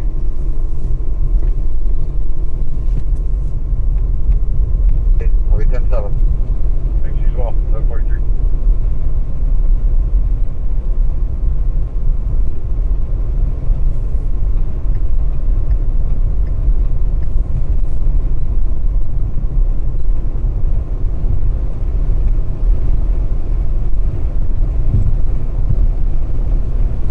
Yeah, if you folks are new here, make sure you go follow on social media. Thank you to our channel members especially. And we do have a Discord server if you folks would like to join it. It's free. Link to that is on the website as well. Links to get the Radar Omega app are there also. I'm in the road grader, but I'm headed back to the shop, so.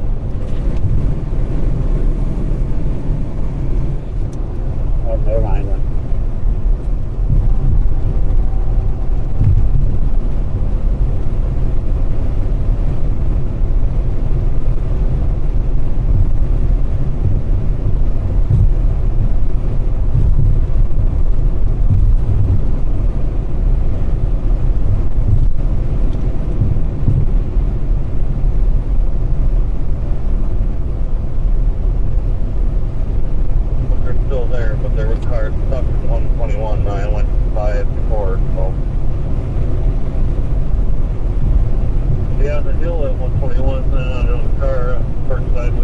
Yep.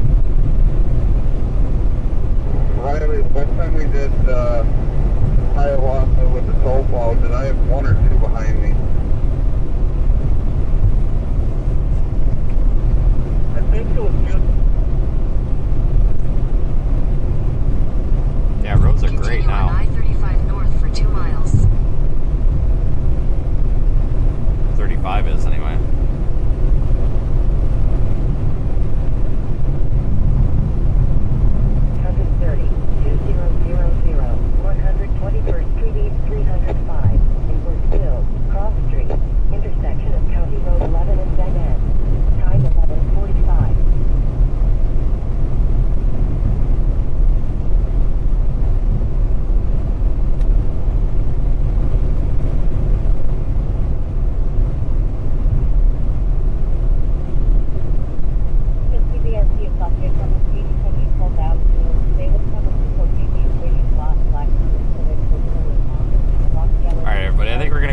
This up.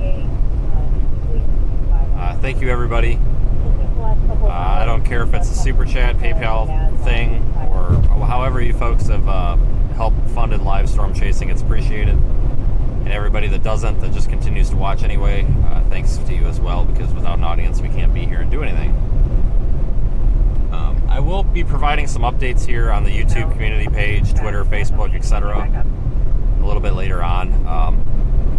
Depending on what goes on with this car, we'll determine when we stream next. There's a possibility that late tonight or maybe tomorrow I might stream. Keep left at the fork to continue on I-35W north.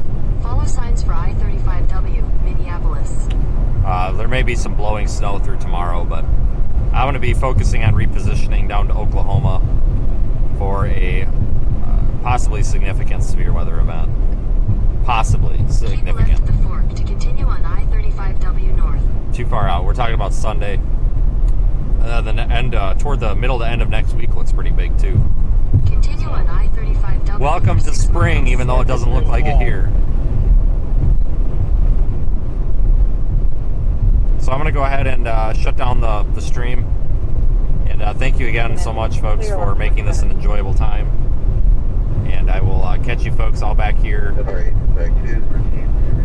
next time. And of course, thanks to all of our moderators as well, both on Discord and on YouTube. And you guys can thank Nikki as well for the store. I think she's the one doing most of that. Which we do have our new store set up as well. Links to that on the website.